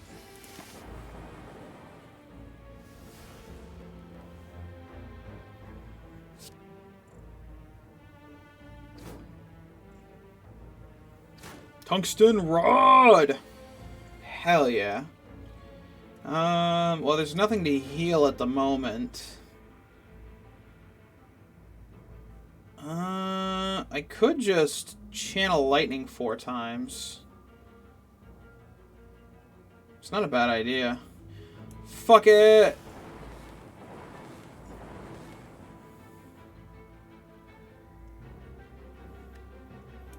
Yep.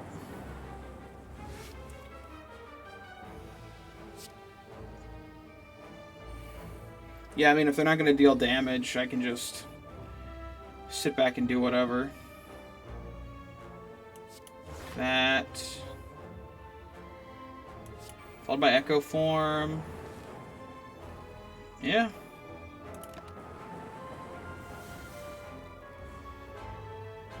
Easy peasy.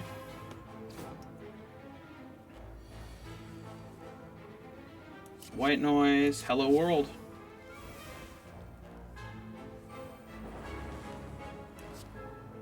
And then a buffer. Easy peasy. This one. Unfortunately, we're going to get a curse when we open this. More shame. Oh.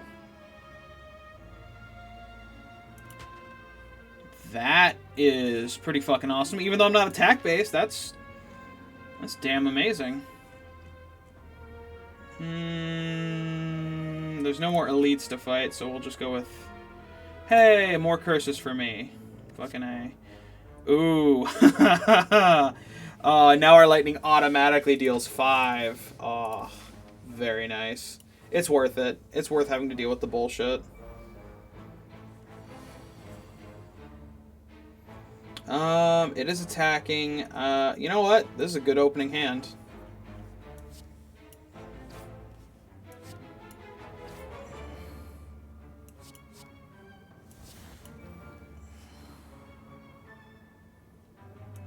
Boot sequence. Sweeping beam.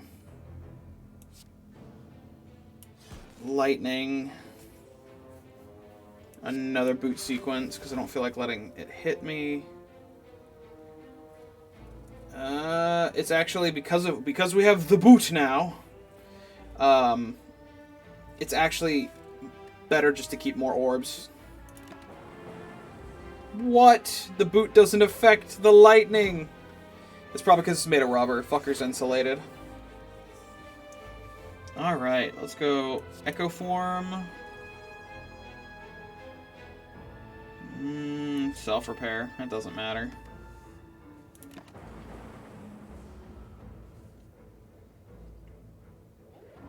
Haha, negated.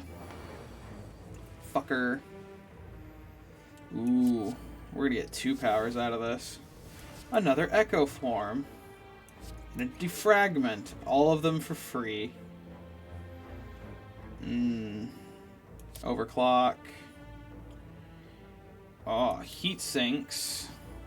Creative AI. I don't have any defensive options here, so go for another Heat Sink. And we're just going to have to take this one on the chin. But it's okay, we'll get 10 of this HP back.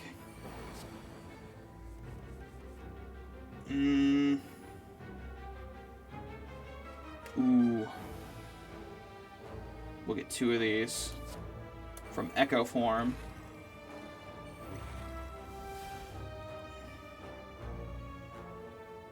Meaning lightning hits like a bitch right now. Blah blah blah. We could just channel 3 times. They deal a lot of damage each. Might be the best option here. Of course, that does 7. Nah, it makes more sense to do this. Well, no, it doesn't, because that fills up the lightning. Yeah, this first. Oh. Shit. I should have used Tempest because it would have doubled it. Oh well. Very nice. Yeah, I might have won this one. There we are. Ooh, get rid of the Snecko oil. It kind of fucking sucks.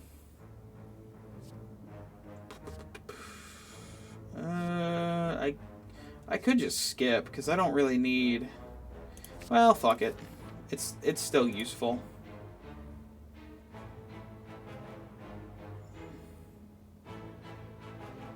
I could lose all my gold and obtain a relic.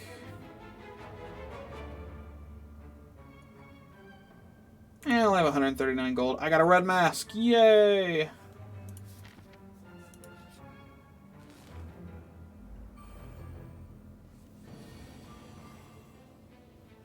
it's not actually attacking, so we'll get rid of the boot sequences. Okay. White noise. Buffer. FTL. Heat sinks. Self-repair. White noise. Defragment. Sweeping beam. Sweeping beam again. Aww. Oh well. And there's nothing I want out of there. And it's not worth it for the dual cast.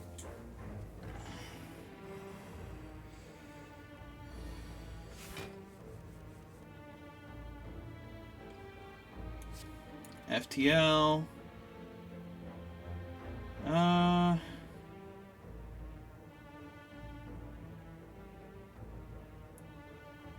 Echo form.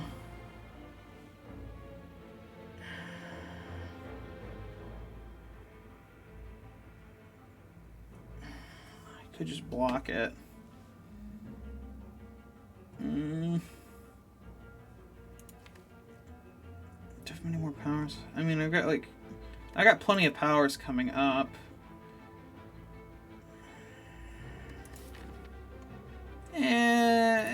Nah, we're fine. We're gonna go with heat sinks. Fuck it. Another FTL for you. And Das Boot doing work now that, well. Oh, I have buffer. I'm an idiot.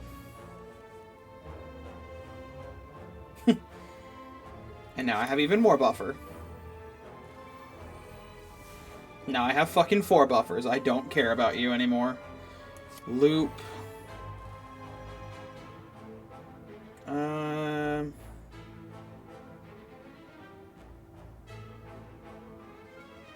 It would be nice to block some of this, though. So it doesn't eat up all of my fucking... all of my buffers. Just one of them instead. Very nice. Ooh, yeah. Now we're cooking.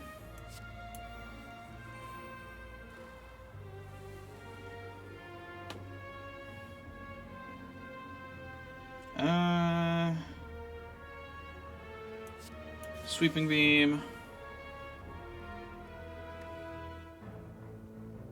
Skim. Echo form. Kinda just need this out of my hand. Just so I can actually grab more cards. Ball lightning. Skim. FTL. Sweeping beam. Sweeping beam. Zap. I don't feel like dual casting though. Ah. Slap. Slap. Slap.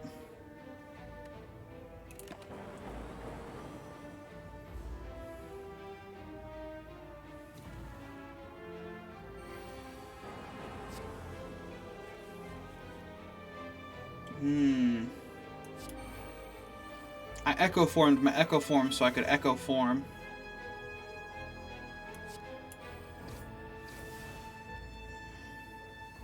What the fuck's in my graveyard? Nothing I want or care about.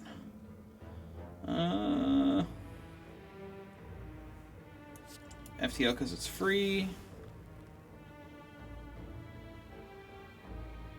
Boot sequence. Wait, how many fucking echo forms do I get?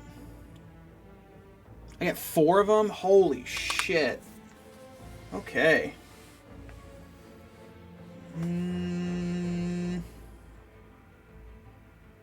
Well, it's gonna be 8 and then 8. So it's better just so I can save one of my buffers. Because it still has half his fucking health. Yep. Now we still got 2 buffers and more creative AI. Ooh. Okay. Okay. Yeah, we'll do aggregate first. Then creative AI. Of which we'll have 3 now.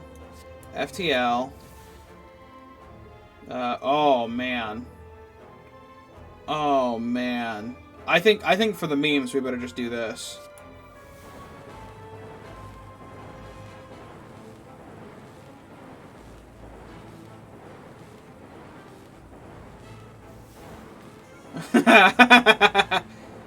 Let's see, those were doing 9 apiece, and it was channeling 20 times. So that was 20 times. That's 180 fucking damage. Could not even contain. That gives me energy at least. Oh fuck yeah.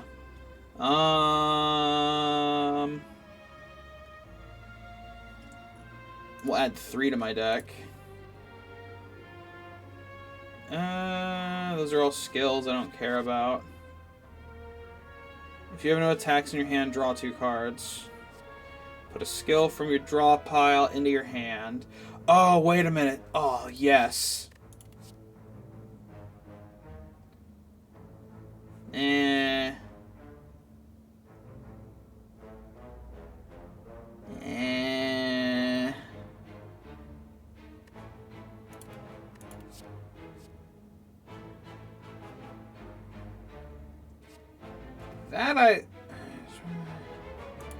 That I like.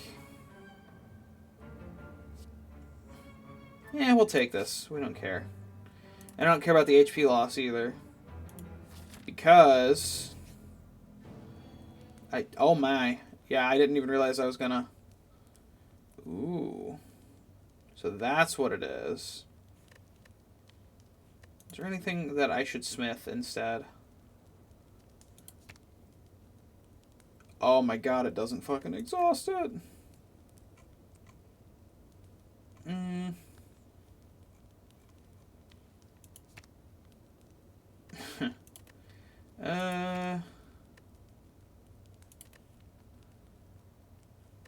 Nah, we'll just lift. Gain a permanent fucking strength.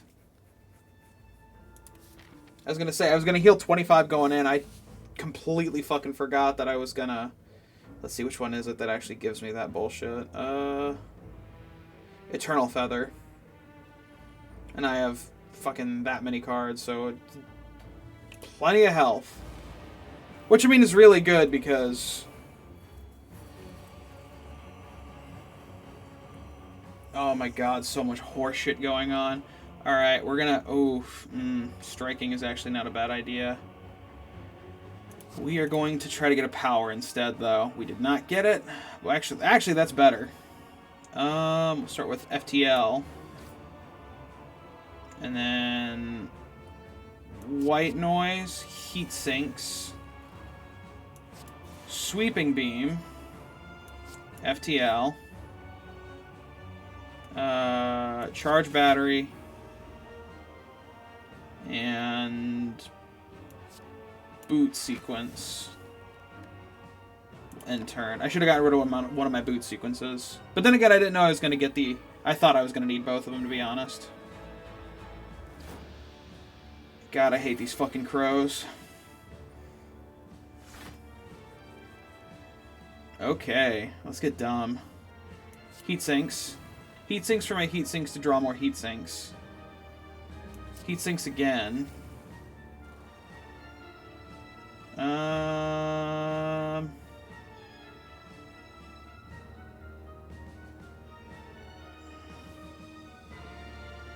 Sweeping Beam. Because fuck you guys. Let's see, they're dealing 12, 45. That's quite a bit, actually. Ooh, that's not a bad idea. Hologram in for a boot sequence. And then throw it up.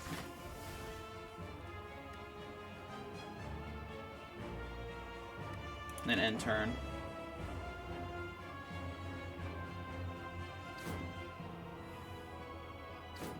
Oh my god, I had just enough block. Fantastic.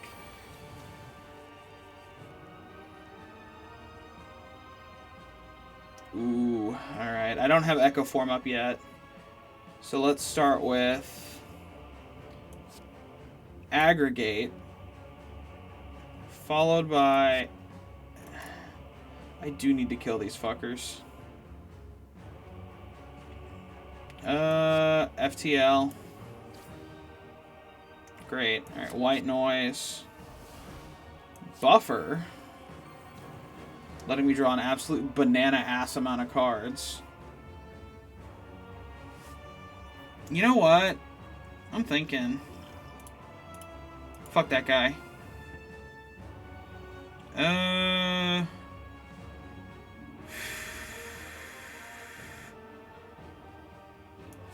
Echo Form. Dark Shackles. Your attacks mean nothing now. Loop. Oh, another Echo Form. Shit. I do not have a skill that I care to fucking get out of the pile, so skip that.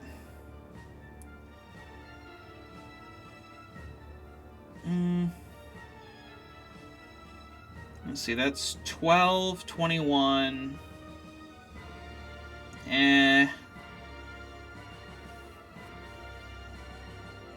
Well, I could skim something. Or I could just try to kill this fucker.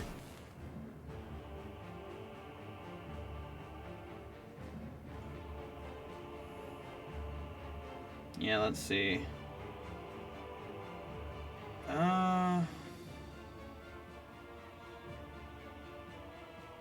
Because I'm going to get full... I don't need this, because I'm going to get full HP if I beat the battle anyways.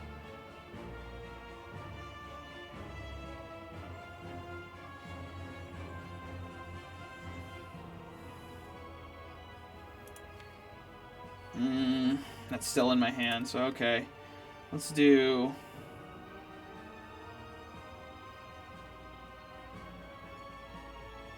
I'm not taking that much damage yet, so we'll go ahead and do that. Yeah.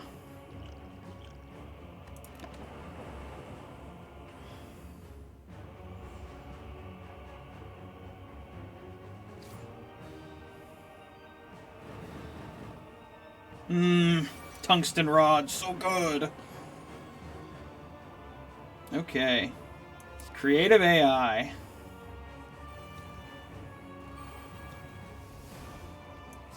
FTL.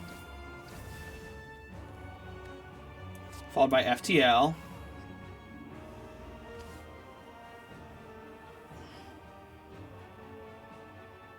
Followed by Buffer.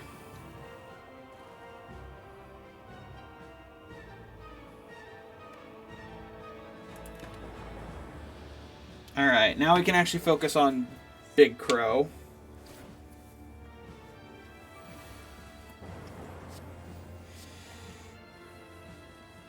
Okay, I still really don't need this.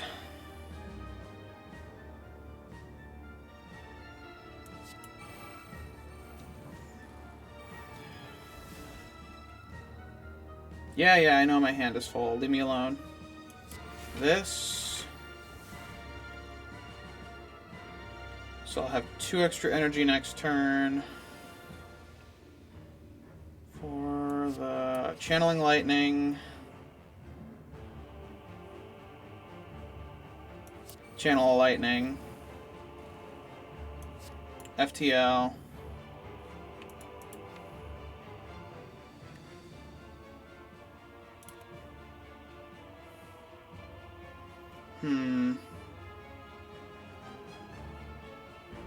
Could use Secret Technique to get Aggregate. Well, no, it's not going to be fucking worth a shit because there's fucking no cards.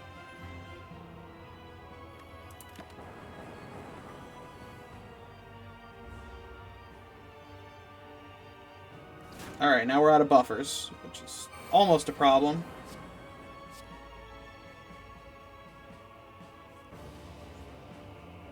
Oh god, okay. I have to be careful, he's getting really strong. And I'm not dealing nearly enough damage.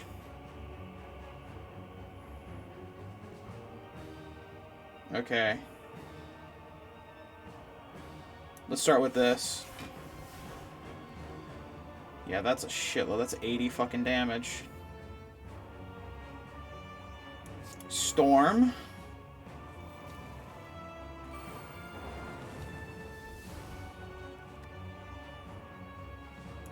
Aggregate.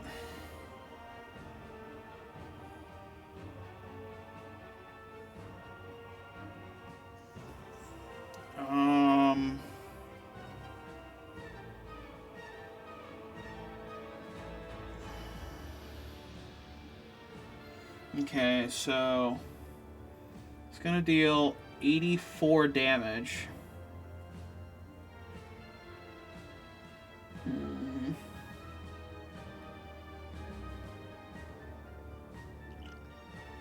That fucking curiosity is what's killing me right now, because every time you play power, he's just getting stronger.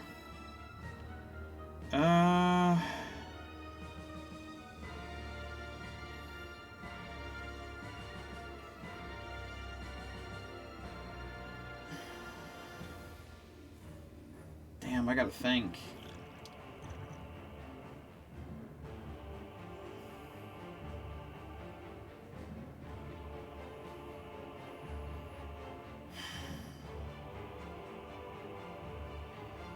Because right now I will survive this next attack, but it's not going to be pretty. So let's just throw on some blocks. Sweeping beam. Another block. Ball lightning. Slap. Zap.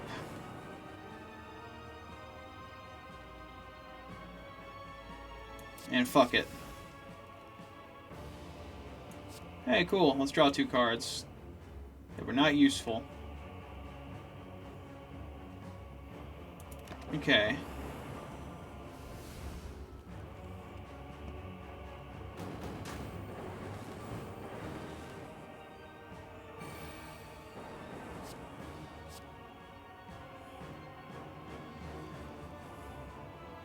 Okay, let's start with, well...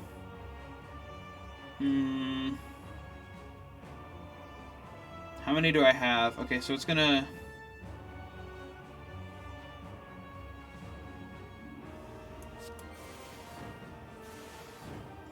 Okay.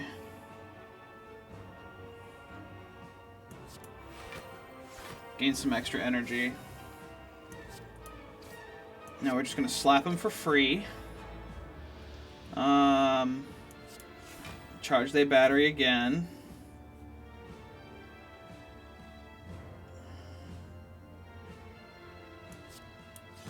At least this will give me some free fucking...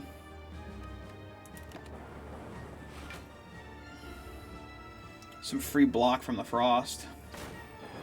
Oh my god, this is all very painful.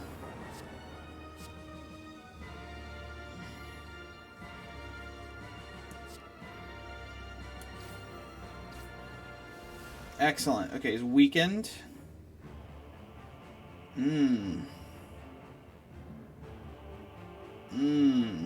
That might be the way to go.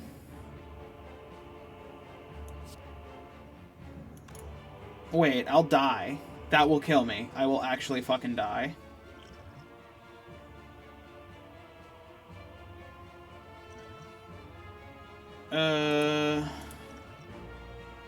Shit. I mean, I'll just put it in my hand, but... Okay, overclock. FTL.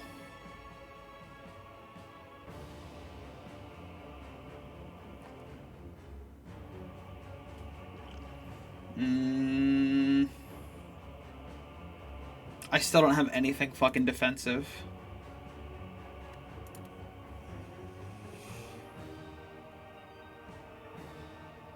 Okay, fuck it.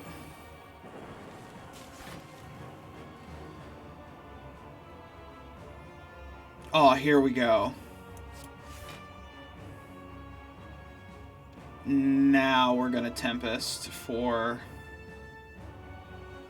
Well, wait, is Tempest really the way to go? Because they deal 8 damage each time, whereas these straight up deal 10.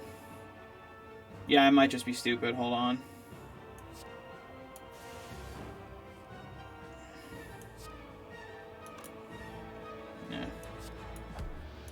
Yeah, I might just be an idiot.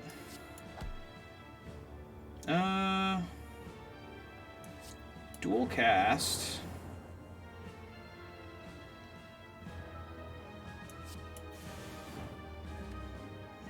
Yeah. Okay, we figured it out. Unfortunately, there is a second stage. But he loses all of his buffs and debuffs when it happens.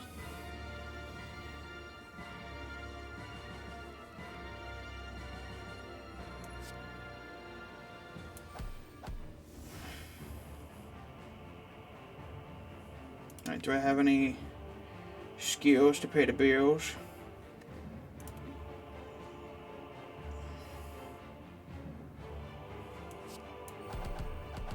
There we go.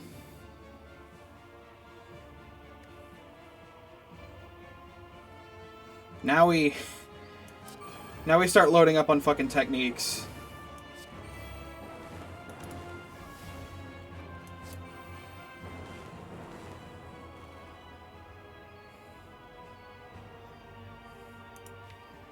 Is there any zero cost fucking skill that I really need?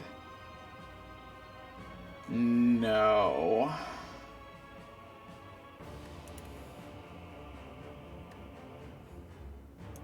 Okay. Ah, I should have fucking put on defense. Okay. Oh my god, he kept the actual... Oh, I'm so fucked. He kept the fucking curiosity.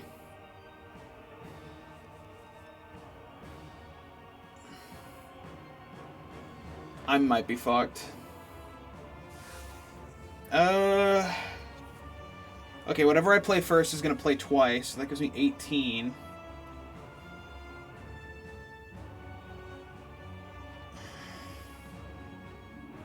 Okay.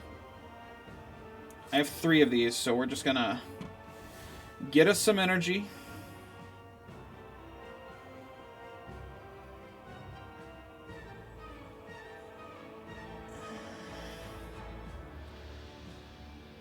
And this will get me 22 block. And this will give me 46 block. Now I smack you. I should hit him with Beam Cell first, because it makes him vulnerable.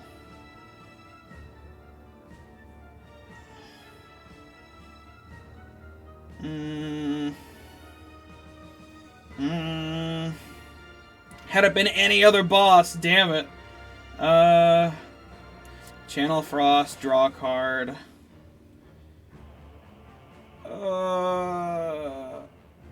Okay, right now he won't kill me, so we'll just do what we must.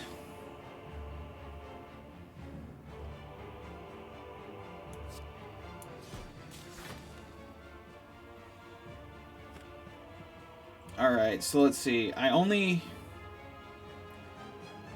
blah, blah, blah. How much storm... so it's a storm of 2.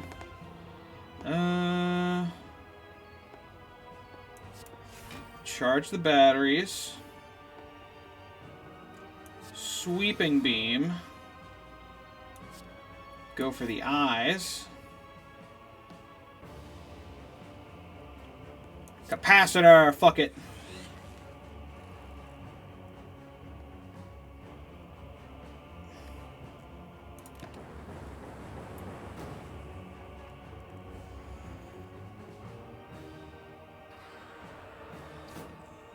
Fuck you!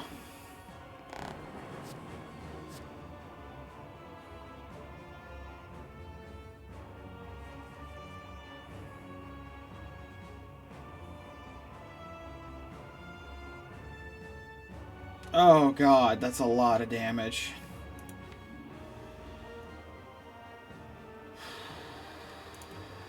Still so much HP. Fuck.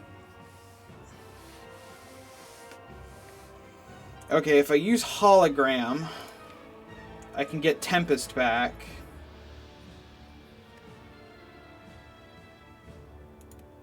Oh, I just don't even have that much. No, I would need way more energy than that to do that. Fuck. Shit is looking rather bad. Because 60, 78. Oh my god.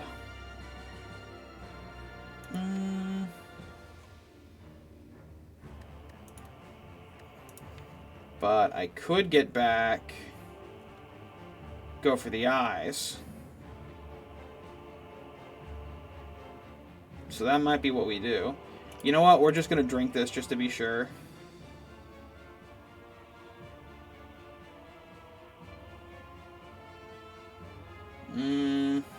Yeah, we don't want to make him that much stronger, so we're going to go with Hologram. And get back, go from the eyes. And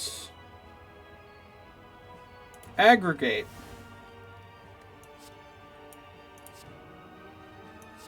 And we could use that for 2 turns to just please stay weak and leave me the fuck alone. Wait, where's the other thing I brought back? Where's aggregate?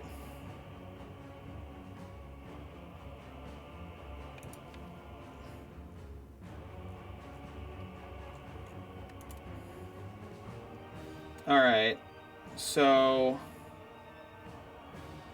whatever I play next. Fuck, alright, so 60 minus 357. This will get me 16. I need 10 more block, which I can get, thank God.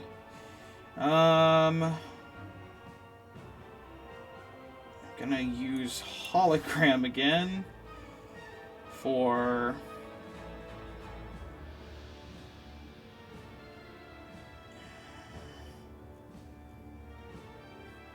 go for the eyes just so I can continue to apply weaks.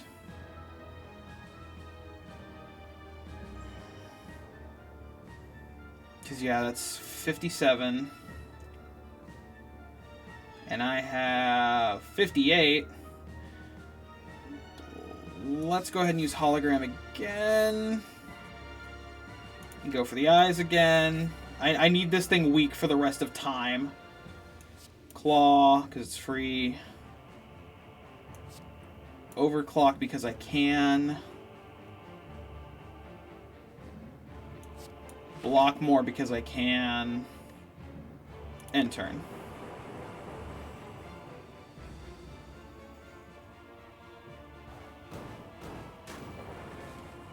Oh, this is getting so hairy.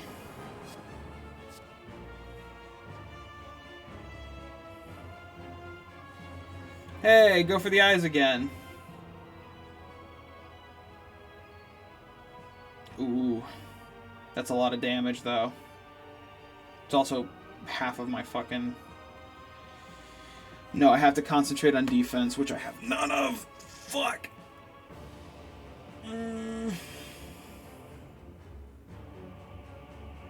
Alright, this is arguably worth it, but I need to get rid of some other shit in my hand first. Like, go for the eyes again. Alright.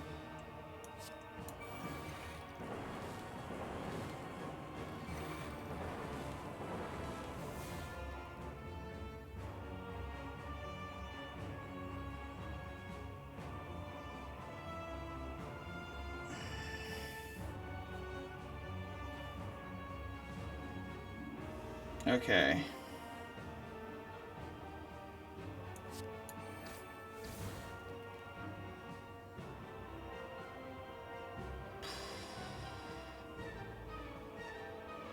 might be screwed.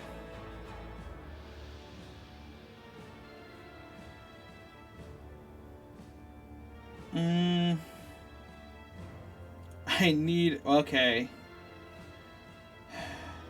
I think I might be screwed. Which sucks, but... Okay, by channeling a... wait a minute.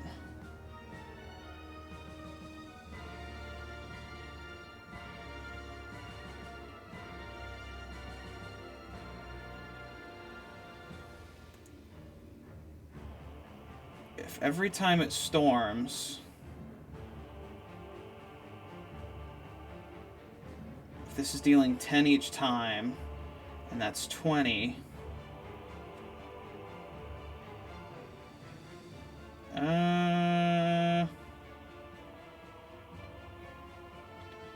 I think if we're gonna die, we have to go for broke, right?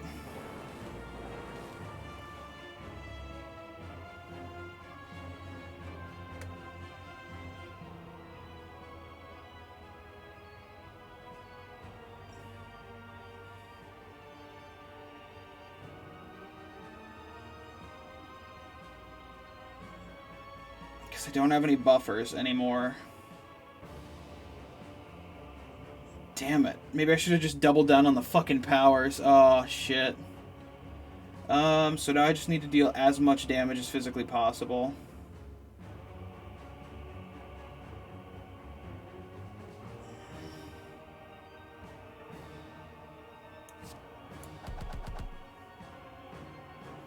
Alright, so it's going to deal 5, 10, 15, 20...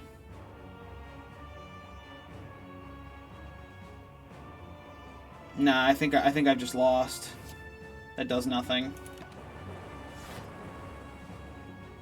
Like, I'm gonna survive the first attack, and then die. Yep. Oh my god, 23 HP. Fuck! Damn it. A nap does sound good right now. Did we actually get any upgrades, though? Maybe? No. The robot is very fun. Should we play another round? Let's see. The robot was doing really good. The robot basically plays itself, though.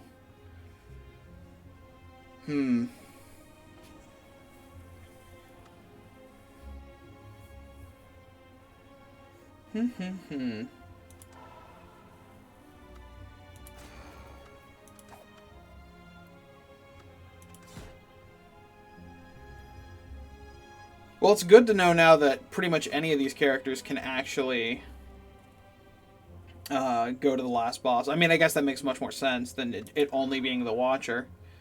And there's some people that are crazy crafty with this shit. Like, I'm sure there was a way I could have won that fight. Probably just by... He had been so weak for so long.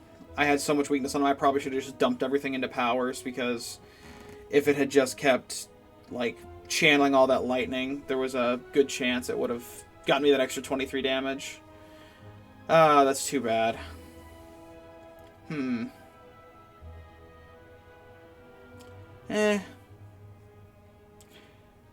Well, I know I've only been streaming for about 2.5 hours, but I think we're gonna call it there for today. Just I know we only played one round, but it was a really good, successful round, especially because of I still say VIP was the tungsten rod. But you know what? Okay, let's end with some science. So tungsten, funny little element. It is a so. Full disclosure, when I was in, like, I don't know, 6th or 7th grade, the teacher assigned us, like, everybody, you have to pick like 1 or 2 elements. You have to do a book report on them. A book report on a fucking element. And so in my group we had molybdenum and tungsten. Because molybdenum sounded funny, and tungsten's periodic symbol is a W. And we learned way too much about those fucking elements. But tungsten is super useful, very heavy, which sounds dumb considering it's a metal. But I mean, you got like aluminum, which is not very heavy. I shouldn't say heavy. It's density. Tungsten is dense. There, use actual science words. But the tungsten's using fucking everything in a lot of different alloys, which sounds nice and fucking vague. But I didn't really do the report on tungsten. I was focused on molybdenum. It was all like, oh, it's like the metal with the third highest melting point and shit. Like, just like, and that's why I am I'm unfortunately burdened with this library of useless ass element lore. But what was I getting at? Oh yeah. So I know this has been kind of a shorter stream compared to the ones I've done before, but I'm noticing like the longer a stream goes on, especially if there's not much chat interaction, it's really hard to keep anything fucking entertaining. You just kind of get into the you just start playing and you're quiet and it's no good. And I noticed that, and that's the exact reason why I don't intend on putting up the shit tier Halo stream that I had. But this has been Slay the Spire. We'll definitely revisit it because it's such a chill game. I mean, you just play it with the mouse. Just play it one-handed. Do whatever else with the other hand. Drinks, snacks. You got a little fucking baggie of goldfish next to you and just munch a crunch on them. It's good times. But yeah. Thank you all for joining me today. And hopefully we'll see you most likely next weekend. And hopefully here in I don't know, a few months when my drawing is more passable and I understand the DMCA rules a little better, we can do some art streams or something and listen to some music. I noticed one of my favorite people to actually watch stream, Juniper, the everyone knows her as the hey, it's Sin Eater. Good to see you. Are you just getting on? Because I know you have a whacked out schedule like I do, but I was just kind of awake and here. I was just about to sign off. But if you just showed up and you want to check it out, we could. Fuck it. We'll play one more round. I don't give a shit. It's not like I got anything else to do. So ignore everything I said for the last. Oh, you've already been here? Well, do you want to watch me play again?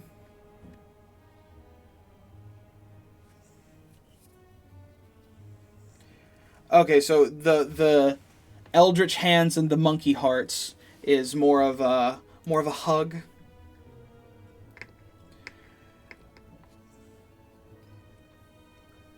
Well, like I was talking about,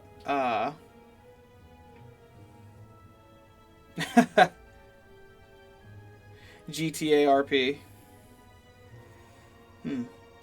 Maybe that's a game I should pick up as well as GTA 5. The like I was kind of getting at, the my art is okay.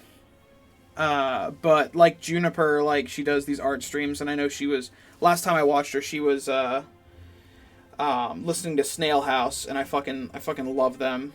And if that's okay on stream, well, then I should be able to put together a playlist or two for stream.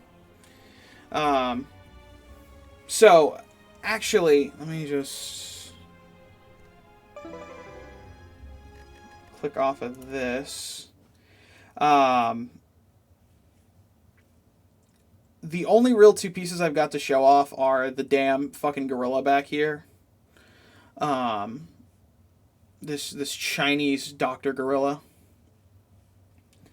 It's Dr. Mahjong. That's his name. Because, honestly, one of my favorite fucking villains is, from the Doom Patrol, is Monsieur Mala. Because it's just like... Oh yeah? Is that easy to look up, huh? I mean, granted, I have not looked into it like at all because, well, I wasn't intending on becoming like doing any art streams, just because I didn't think I'd be very good at it. But when I broke out the tablet and there's an undo button for it, uh, it's so much better than drawing on paper. I love it. That being said, like the it's a lot to get used to though. Um, just the tablet itself. And I almost feel like getting a bigger one just because like I got giant meaty hands, and the like both my hands can take up the entire area on it. You mean like for it to screen out music? Because I know Twitch has got a new functionality for the for anti DMCA shit where you can actually set it up so if it detects a song that, oh, for the background. Oh yeah. Well, actually, that's super super easy. There's a I use OBS, and essentially, if you are familiar with like layers in Photoshop, the you layer it like layers in Photoshop. It's super easy, and you can turn things just on and off. For example, for an excellent example, uh, unlock this. I have a hat now, just like that. All that was is I boop boop boop boop. Yeah, it's just basically like layers. You can toggle visibility, and then you can also unlock it so you can drag shit around. Put the hat on the gorilla. Make the hat smaller. Put it on the gorilla. There we go. Um, too big. Ah. But I'll just keep that right over there.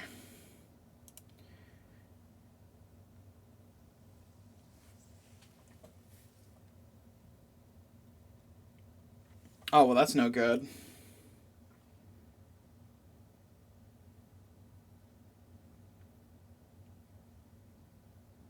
Yeesh. I mean, I can show you like some of what I've learned as far as the OBS stuff to set it up easily. As far as like filters and stuff like that, like there's a lot of chat filters and stuff you can set. Um, but yeah,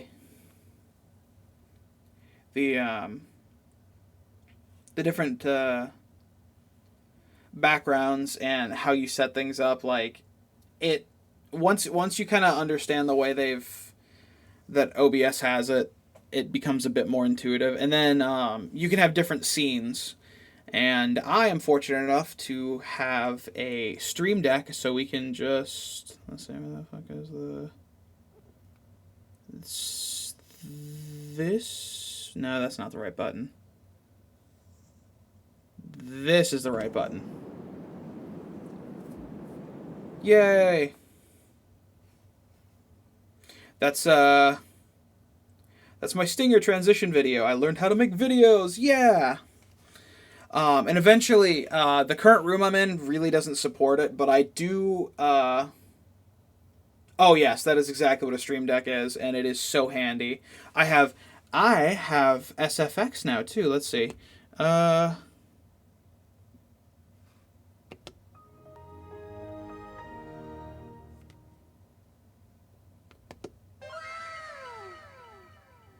and then of course,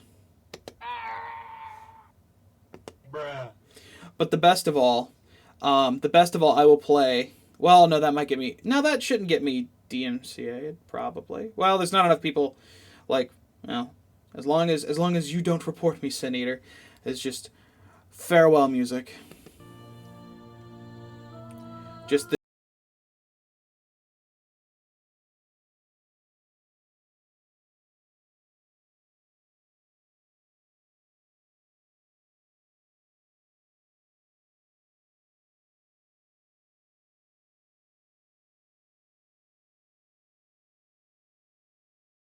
eyes fucking out, being completely out of sync. Um, But I'm only using the smallest one. Like, there's some Stream Decks that are like 32 fucking buttons. I am just using a standard 6 button. But I've programmed it so I can transition screens without actually clicking on anything. I didn't actually do it properly. I just closed out of the game, but for the video source for the game, once I've got it set up, is that actually turns it on, toggles the visibility on, and then that'll turn it off.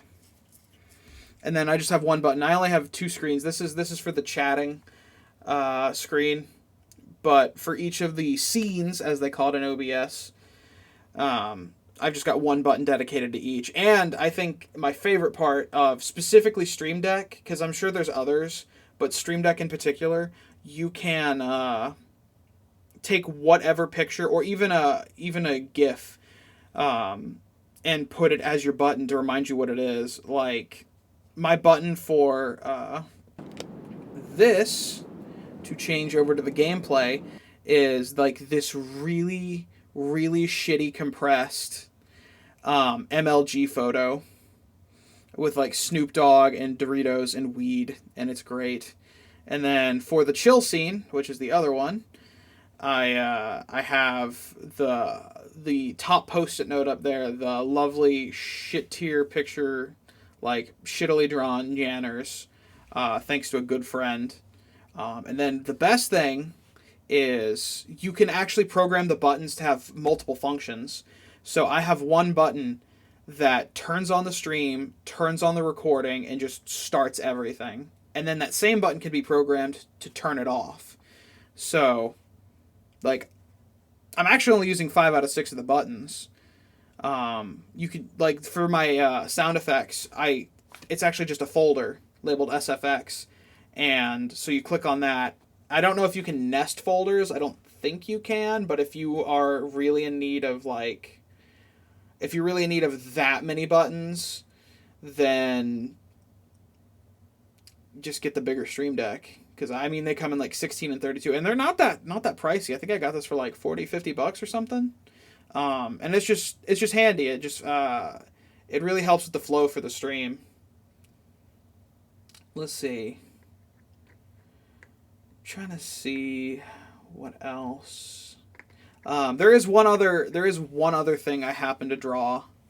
But it's super incomplete, but it looks better than the damn gorilla. Like, the gorilla looks okay. The gorilla looks okay-ish.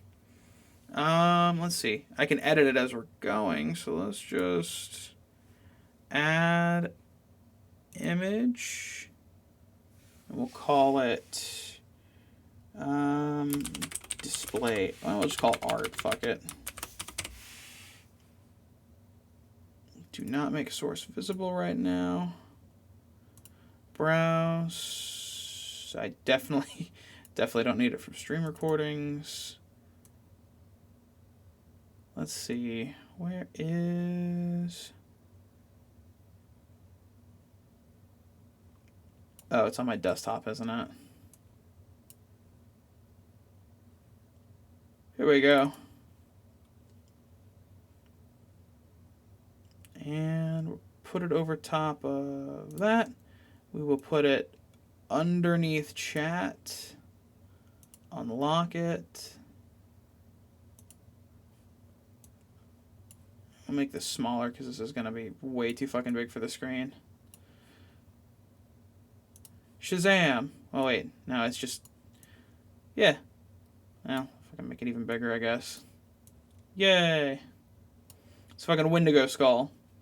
But, and I love Photoshop because it's so easy to make shit transparent. Fucking... But it's just the head. Like, I was just fucking around, seeing what I could make. And, like, it looks okay. I still got a long way to go, and, like, the tongue really needs to be fixed. Like, I really gotta get in there and trim up the edges on it. But, like, the skull turned out pretty good with the shading, and considering that's, like, the first piece I've actually made with the damn tablet, I'm pretty happy with it. Remove. Yeah. OBS is super super handy. Like, I don't know if... Yeah, everybody got to start somewhere, though. You don't know. Sin Eater, you could become the next Michelangelo. You could be painting ceilings. A fun fact about that, he hated that. He absolutely fucking hated every minute of it and would never have done it except the Pope asked him to. And you, like, it's like, nowadays if the Pope asks you to do something, it's like, yeah, it's got, like, a couple social repercussions. Like, you know, like, it's like, you know, come on, he's important or something. But, like, back then, it was like, death. You do what the Pope says. He hated it. Every minute of it, he hated painting the Sistine Chapel. He always considered himself a sculptor first and foremost. And you want to talk about Michelangelo is a funny bitch. He fucking carved a Roman god statue, snapped one of its arms off, and then had it buried. And then when they dug it up, they're like, oh my god, look, the Romans, it's another masterpiece from the Romans. And then he walked the fuck in with the missing arm and was all like, yeah, I told you I'm just as good as those Roman pricks. Because y'all bought that hook, line, and sinker. It's fantastic.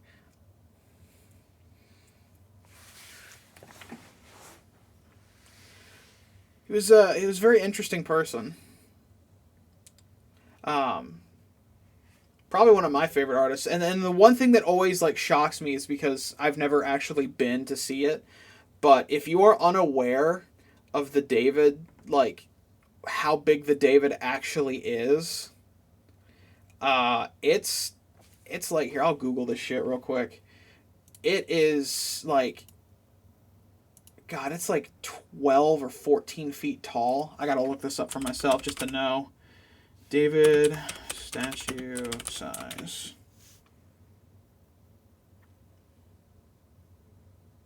Yeah, 17 fucking feet. Like, it hit me real hard because I was just looking at pictures and like it showed like a lady like cleaning it and I'm like, what the fuck? I just thought it was like, you know, man-sized. Incorrect.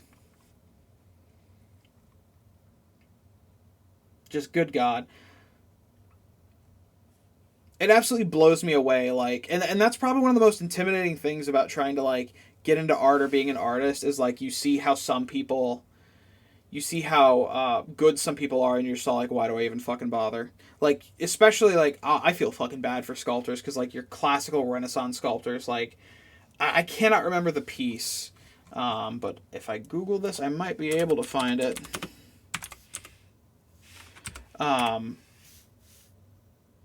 Yeah, this is it. It has a net carved out of marble, and it looks like a real fucking net. And when he made it, none of the apprentices would work on it because he carved it out of one piece of marble because he's fucking insane. Let's see. Is it called The Release from Deception? Let me see. It is. It's called The Release from Deception. I will put it on screen.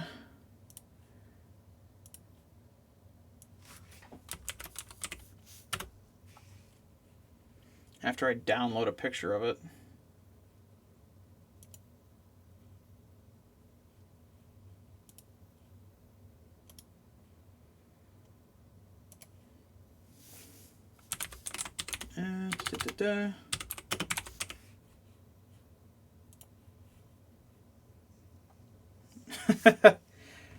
We'll see you soon.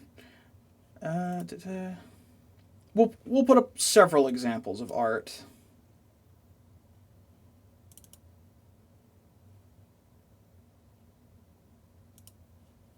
Okay, let me see. Let's see.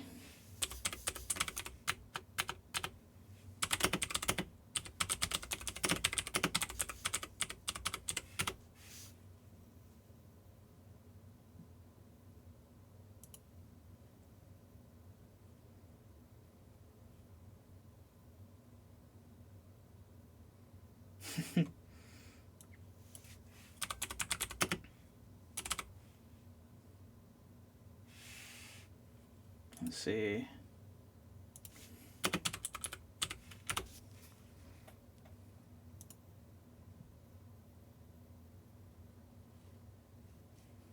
This one's also got a fun story behind it as well.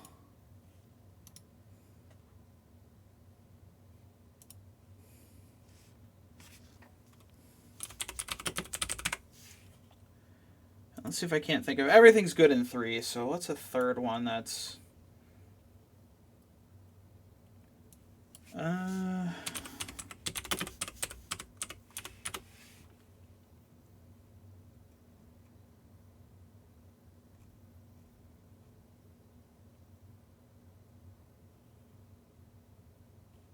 Let's see...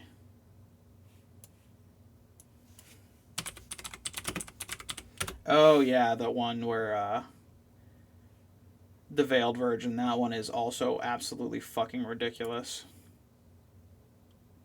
What's fucking ridiculous, though, is how low-res that picture is. Let's try again.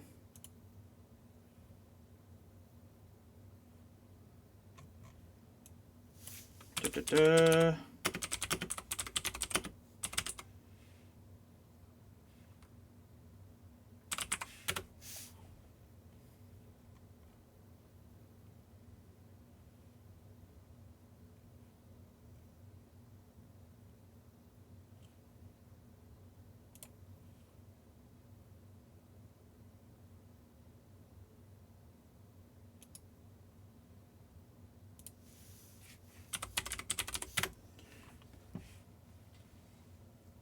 There we go.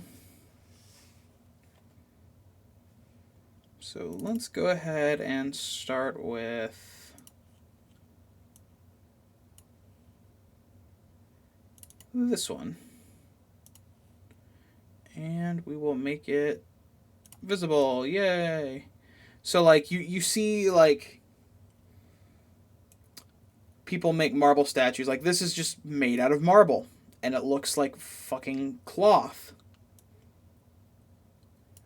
Just, it's really easy to get discouraged when you see people able to do this kind of shit. Like, if I was a modern sculptor, like, I would have a hard time.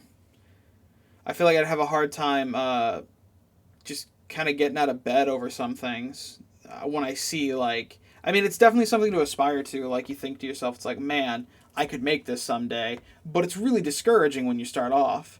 When you see something like this. Like, just an absolute mastery. How do you make stone look soft? I don't know, but Jorge Badia Castro apparently knows how to make stone soft. This is the... Oh, no, I'm sorry. That is who put it on Pinterest. This is Bernini. It's the Veil of Mystery. Now, the next one is actually funny. I love the story on this one. And I want to say it was Michelangelo, but I'm not 100% sure, which is kind of shitty for me to put up a piece of art. But whoever it is, they've long since been dead, so it doesn't matter as much. But this. So, this is called Genie du Mal, which I guess if I just Googled, I could probably figure out who did it. So this has got a funny story behind it. Is they commissioned... Okay, yeah, here it is. Oh my god, Italian names are difficult. Guilherme Gifs. They originally commissioned his brother, and his brother made a beautiful statue. And they said, this is far too sexy. We cannot have Satan be sexy. And so they said, okay, well, we're going to hire your brother instead. But I guess the message didn't get passed along because this is the finished work. And his brother, like, when they saw what he did, they're like, how did he make an even hotter statue? Satan is not supposed to look hot. He's supposed to be evil. And it's like, are you forgetting some of the core, like, description of Lucifer? He was the pretty one. And I think he did a great job with this. I mean, I mean, hell, I can't fucking make... I'd be lucky to make Kirby out of fucking clay, let alone, like, sculpt this out of marble. But still, I've saved the best for last. Because... So this is the... this is the one where it's made out of... Keep this in mind. One solid piece of marble. And this guy... is all made out of one solid piece of marble. And so when he started making the net and all that, his apprentices, because it was made out of one solid piece, refused to help him on it. They're like, I'm not going to be the guy that ruins the net. It's not going to be me, Chief. Sorry. And he's like, I get it. I get it. I wouldn't want to be the guy that did that either. Absolutely. And it's not like these were just like anybody. Like these apprentices had like, you know, been around the block. Like they had made their own beautiful, beautiful pieces, but they're like, this is too extra. Absolutely not. And it would be very rude of me not to figure out who the hell made this one. Francisco Chiarolo. Francisco Chiarolo. Yeah. But, let me just move that to the side. Put it underneath chat and followers. And lock that up.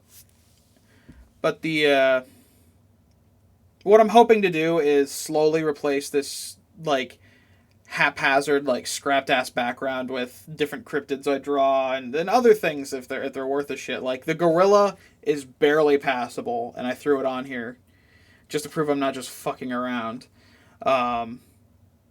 But, yeah.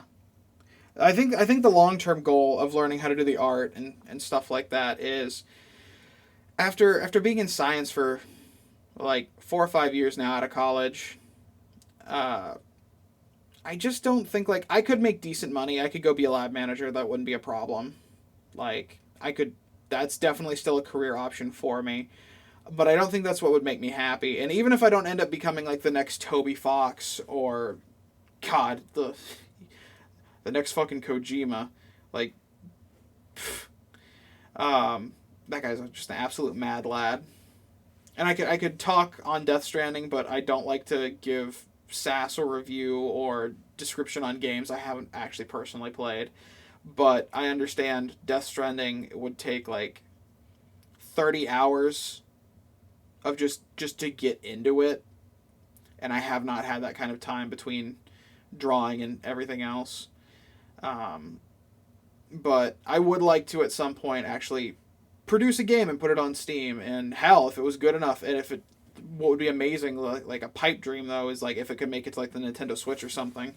But like I see some games out there and like they do okay commercially, but they absolutely suck. There's a lot of sucky ass video games out there, and I don't mean like the AAA titles, because like AAA titles are able to suck and get away with it for completely different reasons.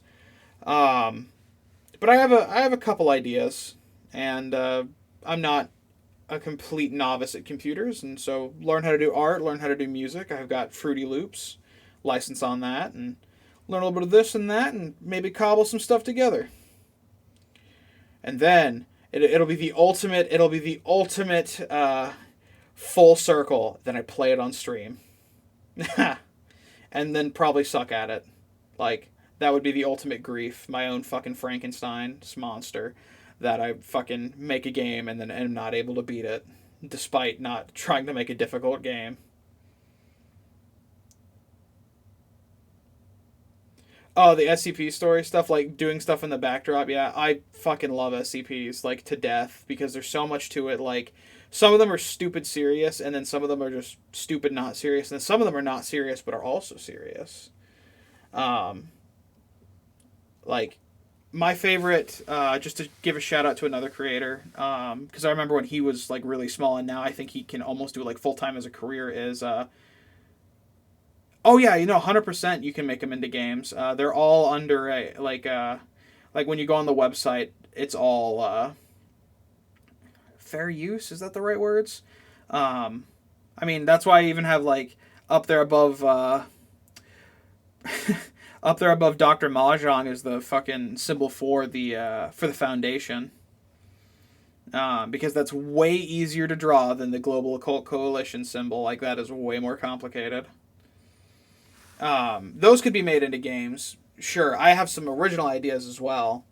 But, I mean, the couple SCP games that are out there are phenomenal. Like, as far as, like, psychological horrors. Like, the original SCP is SCP-173, which is that damn fucked up concrete and Krylon statue.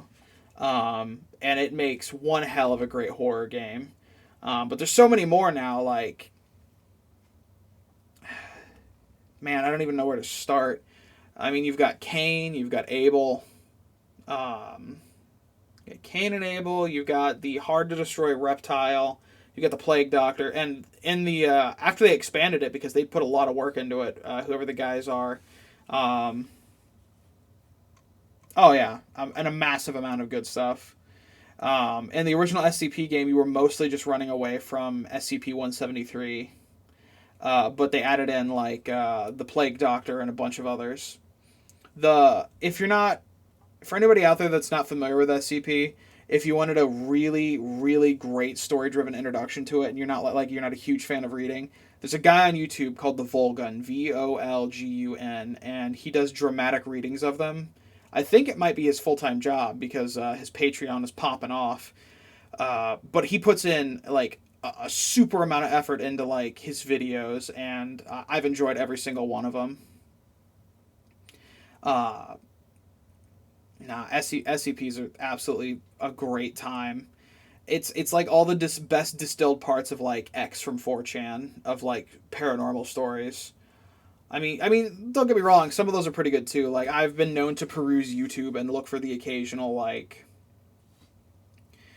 Skinwalker story, because those are always like, that is absolutely like the cryptid monster paranormal thing that probably terrifies me most, because they're just so intelligent seeming, like, and kind of hard to kill. Like, I'm gonna be real with you. If there's like a creature and like me plus baseball bat makes me be able to put up a good fight, it's not particularly terrifying. Like, if I'm armed with a baseball bat and I feel comfortable with my chances, it's not really gonna put me in that like, oh, horror setting. Or anytime like it's your own stupidity, like the classic like gag of like, oh, we're just the whitest family that's ever existed, and we are going to go to this house in the country because we need to reevaluate our lives with our two troubled teenagers. One is 12, he is a boy. One is a daughter, she is 16. But we won't believe them when they say that there's bad things going on in the house. Like, no. Like, that does not terrify me at all, because I would know well before that's like, yeah, there is some bullshit afoot. Let's fucking leave. But I would say the better... Horror is a very interesting genre because it has a lot of, like... It has to resonate with you personally to make you afraid of it. It's not just, like... I mean, some concepts are just terrifying. Like, the original, like, zombie movies and stuff like that. It was a terrifying concept at the time. But now, like... I don't know anybody that goes to a zombie movie to be afraid of zombies. Like, ask yourself, is there anybody out there that actually is watching a zombie movie to get scared? No, it's more of a suspense. And that's, I mean, that's being generous for some of them. And don't get me wrong, people put unique spins on it, because you've got slow zombies, fast zombies, but like if you've never actually taken the time to look at like Night of the Living Dead and how utterly like unterrifying it is, like you have to ask yourself how far horror's come. I would say one of the guys that actually stands up pretty good despite age is Alfred Hitchcock, which, I mean, that's an easy one to say. It's like, oh wow, he was really good at horror, but like he pioneered a lot of like, it wasn't just like gimmicky, it was concepts that made you afraid, like birds. Because when you think about it, like, birds aren't scary. He made birds scary. Just the idea that like if they were all like against humans, how much of an issue would it be? And the reason they're scary, like, zombies are scary, don't get me wrong. Like, being in a zombie situation, horrifying. But, like, it's a lot of jump scare stuff. But you can imagine, like, another person attacking another person. Like, it happens every day. It's probably, as I'm talking, someone's getting stabbed by another person. Like, it's not novel to say, like, humans can be scary and terrifying. But with birds, there's this certain degree of unassailability, because, like, if you, like, I mean, yeah, we got guns and stuff, but, like, if other than trying to shoot them out of the sky, there's really no recourse for dealing with a bird. They just fly the fuck away. They tons of fucking freedom. And I don't know, maybe I'm just talking out my ass here, but, like, to get back on just horror itself, it has to have some sort of personal connection to you to actually be scary. It has to, and so the easier way to make a personal connection is you've got to play on some sort of primal fear, something that makes you afraid of it because it's just not right, or it takes advantage of, like, normal human weaknesses. Like, yes, exactly, it has to resonate. Like, for example, one of my favorite series is the Alien series. I fucking love pretty much almost any Alien movie, but I'm a sucker for sci-fi and for creature features. But the one of the things that would make you afraid, or you can, like, feel the fear of somebody, is, like, anybody that is host to one of the aliens when it, like, breaks through their chest. Like, that absolutely wrecked people. The original audience that was, like, screening it, like, there are shit, let me look it up. I think I can find I think they took photos of, like, people's reaction to the original, like, chest burster scene. Let's see, Alien photo screening.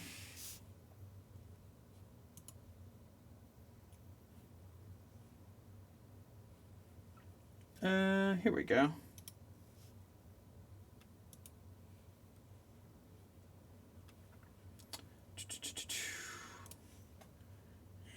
And we will just unlock that. And we will go ahead and throw that up as soon as there we go.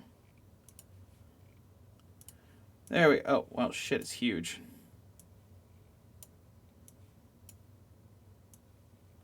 This is what one of the photos from the original screening. Thank you. Let me stock photo. But yeah, just because it was ingenious. It was like, it's not what you would think, where it, like, just explodes out of your fucking chest. Move that to the side. But having like the idea of being, like, a host to something and then it, like, turning around and killing you later. Oh yeah. Oh, okay, interesting fact about the Alien series, as far as, like, the original movie. The original Xenomorph was, like, had no prosthetics. It was just a dude in a costume. I mean, like, the fingers had a bit of prosthetics on it, but some of the producers were just in a bar, and there was well, here, since we're better give him his name too. Original. But he just had such odd proportions. And they just were like, hey, do you want to be in a movie? His name was Bolaji Bodejo. And he was just this tall, lanky dude. And so they were like, hey. And essentially, he was just in a bar. They found him, and they gave him a role. And then afterwards, they're like, hey, you want to do more stuff? He's like, no, I'm going to go back home to Nigeria. And then he did. And then he apparently died at the age of 39. But yeah, they were just like, hey, you want to dress up like an alien? And he's like, sounds good to me. Fuck it. I got nothing else going on right now. So yeah, that was neat. And then the pitch by James Cameron for Aliens was he wrote Alien on the board, and then he wrote the S for Aliens, and then he turned the S into a dollar sign, and that was it. That was his whole pitch. He didn't say anything. He just did that, and they're like, "You're funded. Go make another movie." And there's so much more to the Alien franchise. But back onto horror and like what makes SCPs and other things like that. What actually makes genuinely good horror is you need to almost undermine like the unconscious safety of the individual watching. And a lot of it is someone described it very well once. I'm not sure who, as because it was just a quote floating around. But there was horror is not loud. Horror is not this giant bulking thing like Resident Evil, like Nemesis and shit like that. Nemesis is not horror. I mean, body horror, I guess, because his body's all fucking it up. But at the end of the day, he's not what makes horror horror. Horror is sickly. Horror is creeping. Horror is like just this slow march. And a lot of the ways you could describe death make up a lot of essence of horror. Because, I mean, on some level, like, we are animals and we have primal nature. And, like, the biggest issue for an animal is dying or being incapacitated or this or that. Horror is this unstoppable, like, slow, creeping thing. That's what makes good horror. Not, like, loud, like, you don't Michael Bay it. Don't fucking come in here with explosions and be like, oh, it's horror. No, it's not. It's really not. And just doing jump scares constantly, it's like, yes, something moving at you quickly, like, yeah, it's going to produce an adrenal reaction, but it's not satisfying horror. You're just, and like, not to say you can't use them. There are definitely ways to elegantly use jump scares. Okay, this is killing me real quick. My eyes are just absolutely fucking up on this. I'm going to recalibrate my Luppet real quick. Pardon me while I turn that off for a second. Candyman in the Dark. I've not heard of that one.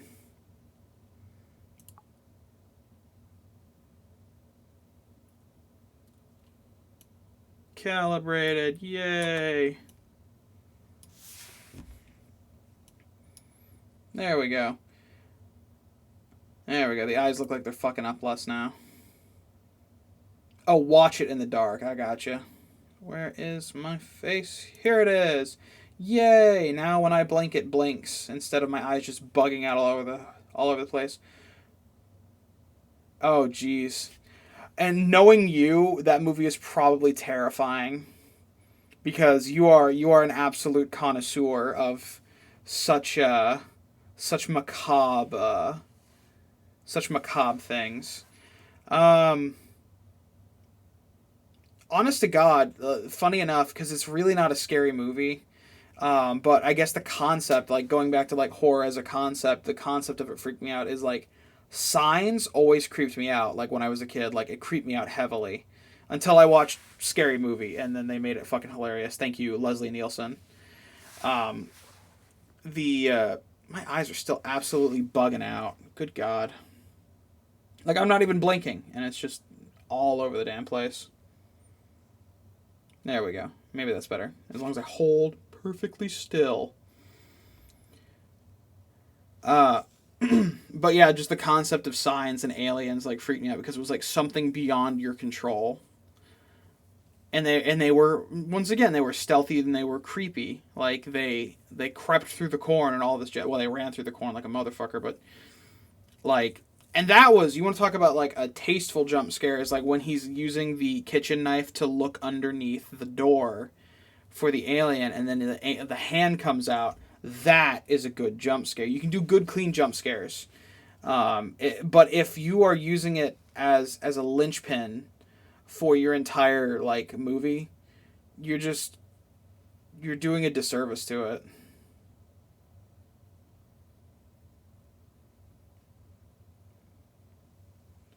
Still twitchy as though you are either lacking sleep or over-caffeinated or both. It's true. Horror should produce, in my opinion, some level of adrenal response. Like, you should be able to feel it. And dread itself doesn't have to produce like an adrenal response, but like I maybe like one or two. You can do like get away with like one or two in a movie, in my opinion. But like you also have to be very careful at where you place it, because it's been so overdone and used as such a crutch. Like when you're watching a quote unquote scary movie and like anybody's in a bathroom with a mirror that opens or closes, you're immediately like, okay, if they open the mirror and then the mirror's gone and it comes back, there'll be something behind them. But that can also be used as a good tool. You subvert those cliches and don't have that, you can throw people off, because like whether people consciously or unconsciously, like they have some inkling that of what to expect. Like some people will just, I mean, not to overanalyze a movie, but if you're like watching a movie and it's got like, all right, I'll use a very derivative example. Not to say he hasn't made good movies, but like an Adam Sandler movie, I could pretty much pitch those, and I'm nowhere near like a cinematographer, but like it's super obvious like the plot is about the same. And to be fair, the joke is with the Adam Sandler movies is a lot of it is since he's the producer and he casts all his friends, he does it half the time. He just produces a movie for fucks for fucks, because like it's like, hey guys, it's been a long time since we've been to like Bora Bora. You guys want to go and have a vacation in Bora Bora? Okay, we're setting a movie in Bora Bora. And like once I learned that, I respect a lot more of it. It's like, yeah, this movie might kind of be shit, but he probably did it for a vacation, and I respect the hell out of that. No, exactly, and I think that's wonderful. Because there are some older Adam Sandlers that I'm not, like, afraid to say I enjoyed. And, like, the one that, nobody seems to have watched or didn't like that much, I really liked Little Nicky. I thought Little Nicky was hilarious. Hitler and them pineapples. But, like, because people can knock Sandler for being like, it's like, oh, he's a hack, it's this and this. It's like, well, he's very successful. And, like, he knows what he's about. And, like, but, like, just to use his movies as an example, like, if he suddenly made, like, a movie where every time the plot should normally go one way, he completely takes it another direction, you can make a successful subversion of expectation, whether that's conscious or unconscious. And it creates more interest. The unexpected can create a lot more steam for your movie and put a lot more into it, because it really can capture attention. It's a good hook to subvert cliches. And sometimes it's just a damn breath of fresh air. It's like, that's actually what's it called? DreamWorks. Was it DreamWorks? Pixar. That's how part of Pixar was founded. Is there is a formula. There's a formula for Disney of like, this is how you write a Disney classic. And like, they took that formula and then they said, we're doing none of these things. Like, one of the biggest ones for Pixar was every Disney movie, it's like there's got to be some sort of either romantic like subplot or romantic context. They're like, nope, we don't do romance. We don't do couples. We don't need that. We don't fucking need that. We're doing other things. And it worked for him because Disney had dominated the animation field. And so like every movie that was like big was a Disney movie. So you knew what to expect going into them. And then Pixar took a huge fucking left turn with that and was like, yeah, but what about this? And people loved it. People still love it. And there were just some really great creative guys at that place, because like a lot of movies, like I forget how many, but it was like Toy Story, Finding Nemo, Monsters Inc. Like all these movies were pitched at the same like lunch. Like they were just like, spitball some ideas, and they just came up with all these. They're like, fuck it, these sound like great ideas. Let's make some movies. And just a subtle nod to them, if I can say, that, like, animating the bloopers, like taking all that extra time to do that shit, it meant so much. And it really creates, like, all right, to move away from horror, we talk about fantasy. It creates that suspension of disbelief, especially for little kids. Like, 100%, I agree with you, Sin Eater, on that. Is like, don't do yourself a disservice, even if what you make is like if the only thing I ever manage, like, after, like say I put my whole life working into like learning how to make video games or this and that, and I just make like a little free, like, or like 99-cent game that's like only 30 minutes of playtime, but like it's polished to shit, and like I am proud of it. Like, there you go, you can hold that out and be like, I made this. Never try to push things out that you can't, like, that you wouldn't publicly say, I made this. Well, I shouldn't say that, because there's like some things that you can make that you should not talk about in public, but in the correct circumstances, you should be able to be proud of your work. So yeah, as long as you put your heart and soul and good intent into it, that is absolutely the best way to make things. But yeah, so like with Pixar, with the animating of the bloopers, like, that seems like such a little thing. Like, you know, there are a few minutes at the end of the movie. It's like, when you actually get into how much time and detail it takes to produce like 1 fucking second of their movies, it's like, wow, why would you spend all that money on that? It's like, because it's art at the end of the day. Like, if you're making a movie or any kind of art and you're only doing it for profit, you are missing a huge part of the soul of what it is to be art. Like, I don't want to just say, if you're not having fun with it, you're not doing it right, but that's kind of true, especially if you're going to make video games. I think one of the biggest things, for as far as game creation stuff goes, is, I go back to Reggie from Nintendo, is, if it's not fun, why bother? I 100% agree with that. Unless your literal intention is to make an art piece, which I think is like, people shit all over Death Stranding, and once again, haven't played it, but I mean, it's a walking simulator. It's not a difficult concept to grasp, but it's more of an art piece. Whereas like Metal Gear Solid, and when he did those, were, I mean, they were still art pieces. They were absolutely batshit insane, and I will say, that man is he is actually fucking insane.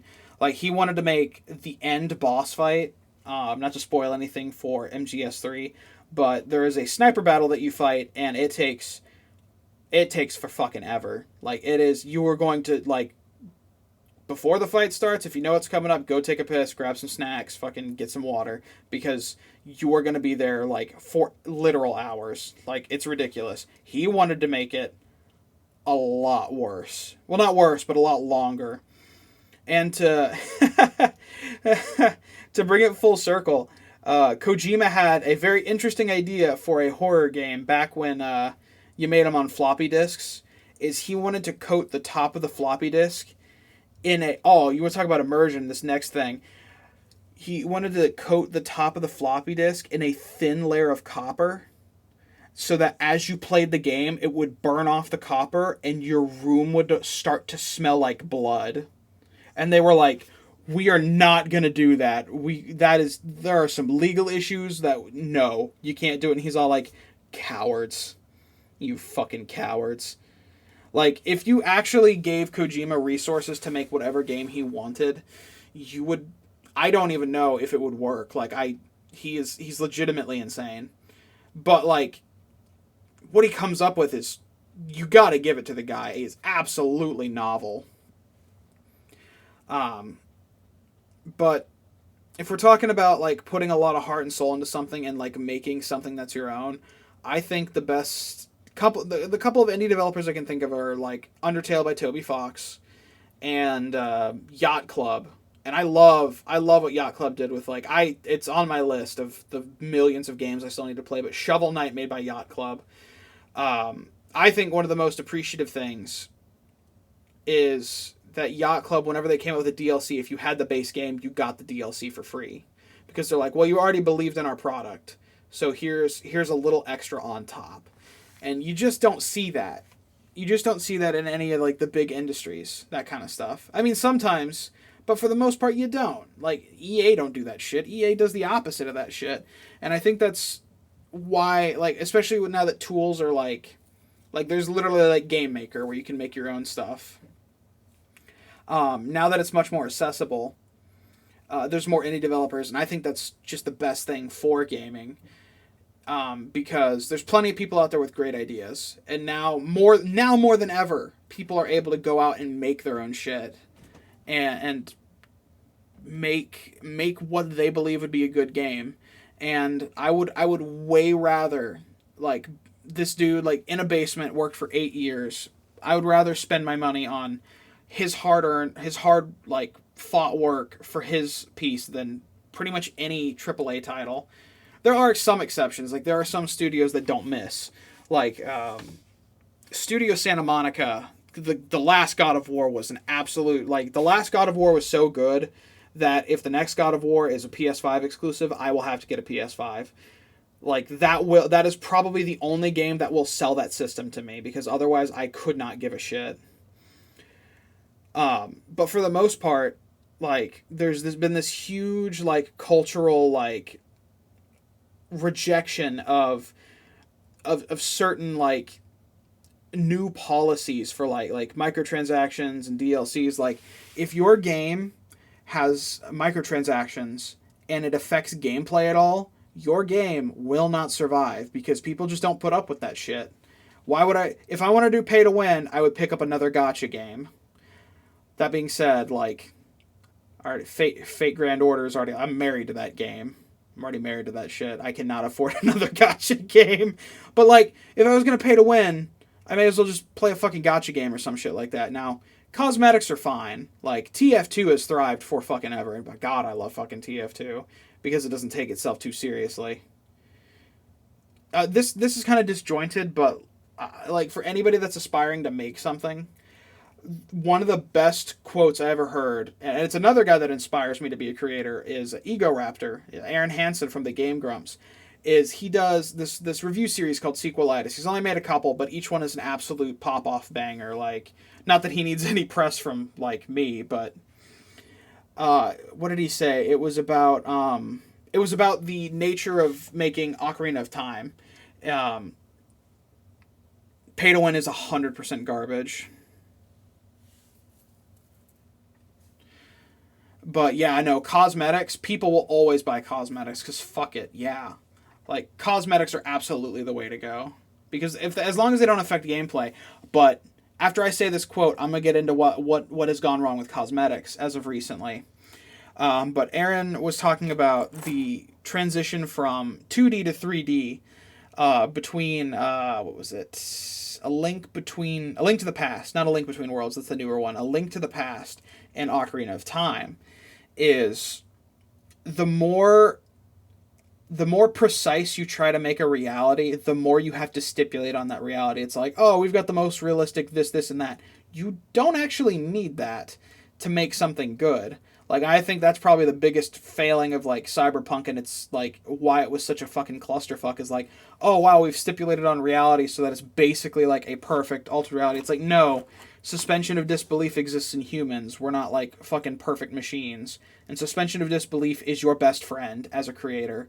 As long as you don't, like, drag it into the spotlight, typically, if it's not legitimately a glaring plot hole, people will ignore it or suspend their disbelief on it. Like, if you've got a game about a gargoyle that's flying through the skies, like, you don't fucking tell people, like, well, the stone is fluted and, like, it's this and this so he can fly and da-da-da-da, like a pterosaur with hollow bones and da-da-da. No.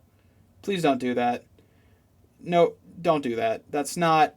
Just have him fly. If he's got wings on him, people will not question how he can fly. Or if they are, they'll do it in jest, because if you start questioning that kind of stuff, you're just taking it too seriously.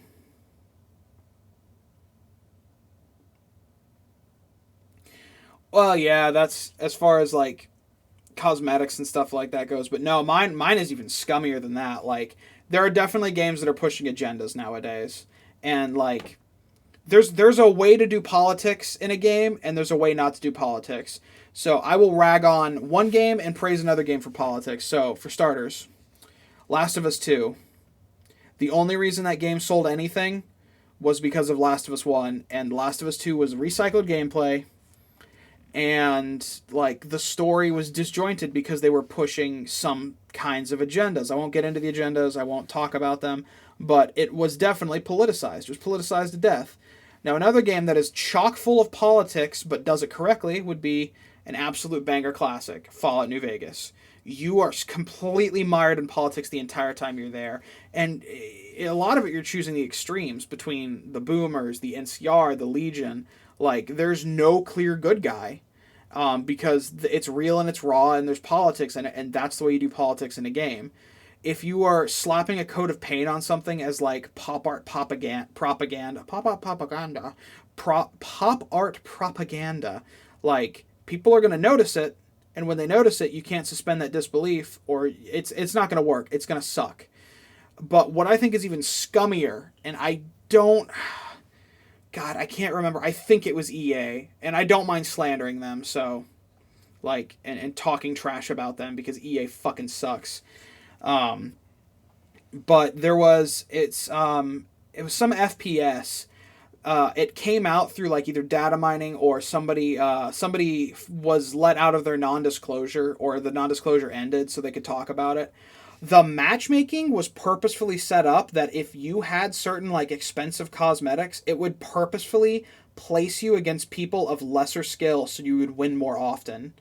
And the entire idea behind that is so that like these people that don't have cosmetics are getting thrashed, and it's like, wow, all the people that are thrashing me have these cosmetics. The cosmetics must, like, even though the cosmetics don't actually affect per se your gameplay or give you any like in-game benefits, there were legitimate in-game benefits, but from the outside perspective of the actual matchmaking.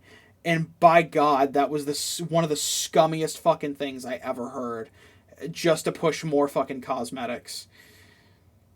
If you're going to do cosmetics, first of all, never do that, because that is just the scummiest shit. Like, just the most disrespectful, like, it just feels like fucking cheating. It's fucking awful and disgusting.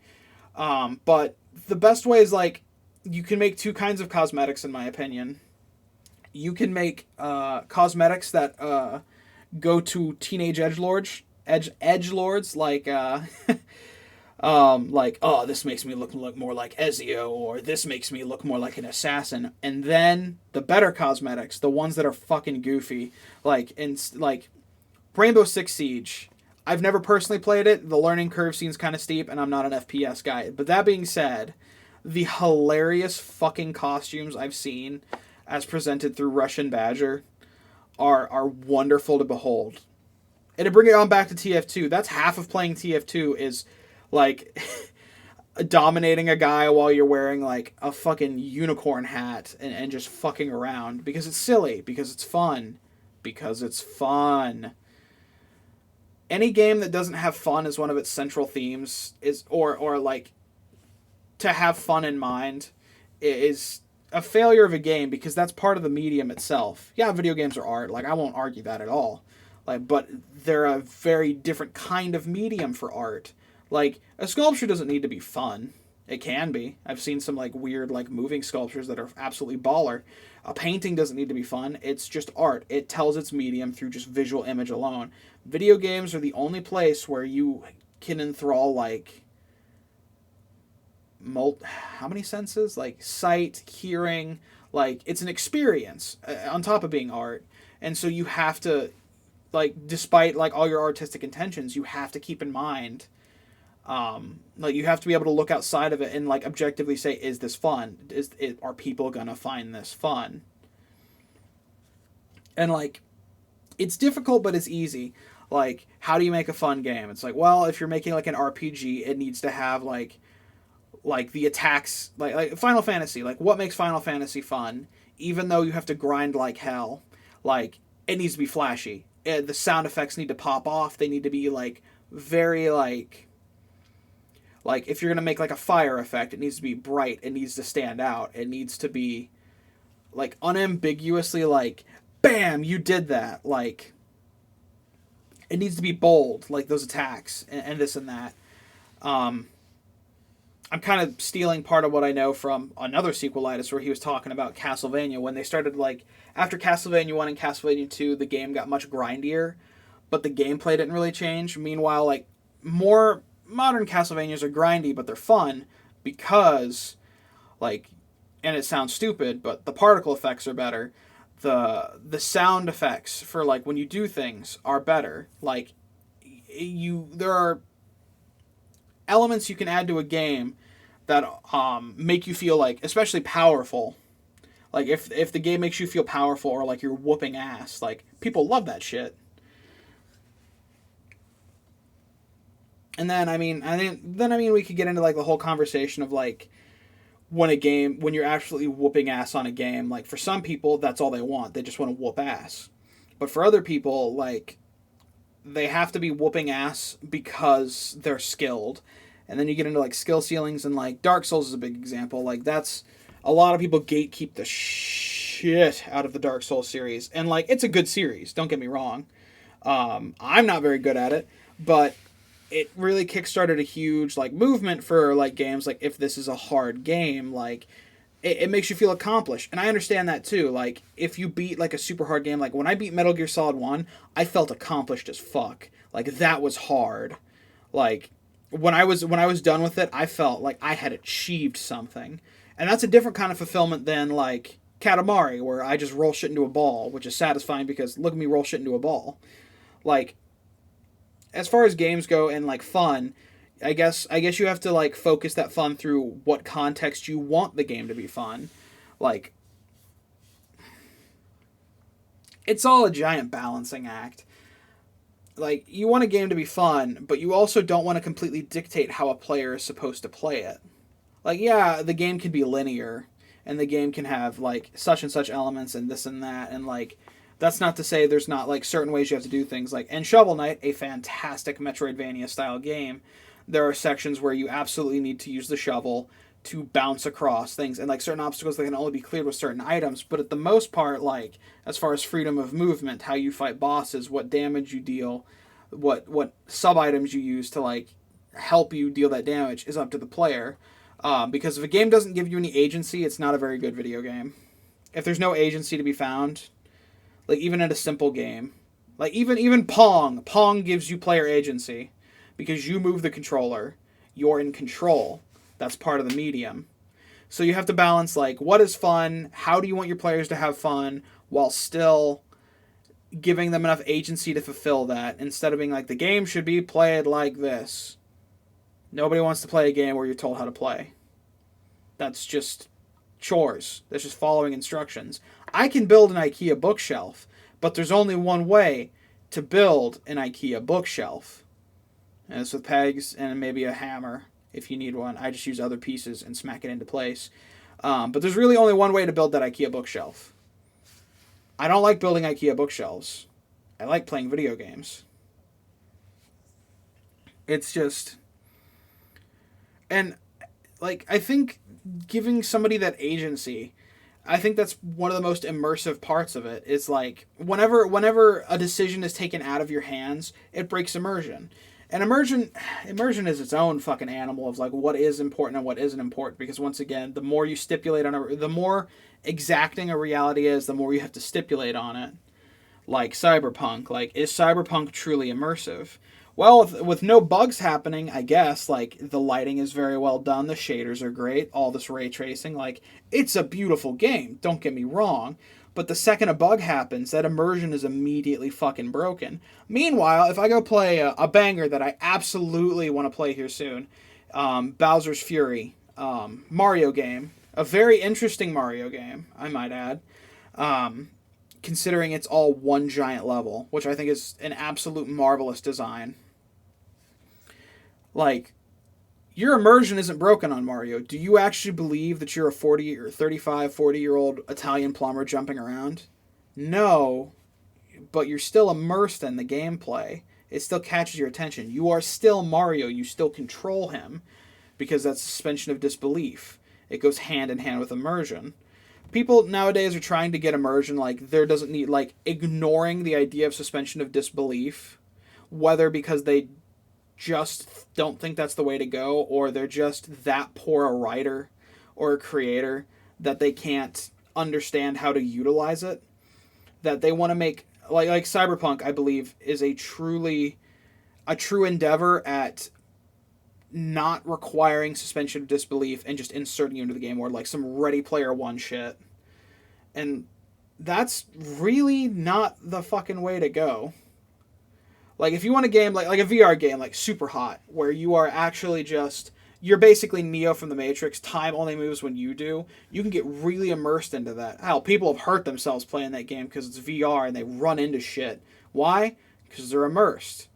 Why are they immersed in this world where everybody's polygonal red people and you're fucking Neo and you have all these powers? That's a complete fantasy, a farcical fantasy. Why are they immersed in it?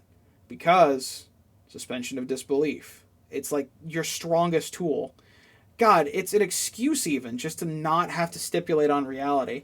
And like you can elaborate on those realities, like if you want to, but if you do it too much, it's like forest through the trees. Like, you're not gonna see the game anymore. Like, a good example of elaboration and storytelling is, I unironically will say this, one of the things that got me into science and got me into being able to write scientific reports, Metroid Prime, the space pirates, their xenobiology documentation on the native species of, what is it? It was, Phazon 7? No, that's not a Phazon, it's the energy type. What was it? It's, damn it! I gotta look this up. Metroid Prime Planet. Talon 4. Like, I loved those reports. I read every word of those reports. I thought they were interesting as hell. Well, I'm also the kind of guy that wants to take a vacation next summer to go dig up some dinosaur bones, which, by the way, you could totally fucking do that. And, like, just a gush for a hot sec. When you go, there are 3 types of fossils. Either they're super common, you can keep them. They're commercial grade, and they sell them to you at like a super big discount. Or they're scientific grade. They go to a fucking museum, and you get your name on that shit at the museum. Believe that shit?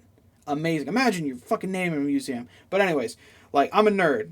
I fucking love that shit. So, like, but the thing is, you did not need the xenobiology reports in Metroid Prime to beat the game at all. They were just there if you wanted to look at them. Like, don't push your storytelling down somebody's throat. You gotta... Well, actually, I was thinking of getting off myself because my throat is starting to hurt because, like, I'm still spent from how the last couple weeks have gone. But thanks for hanging out with me and listening to me ramble on about video games and such.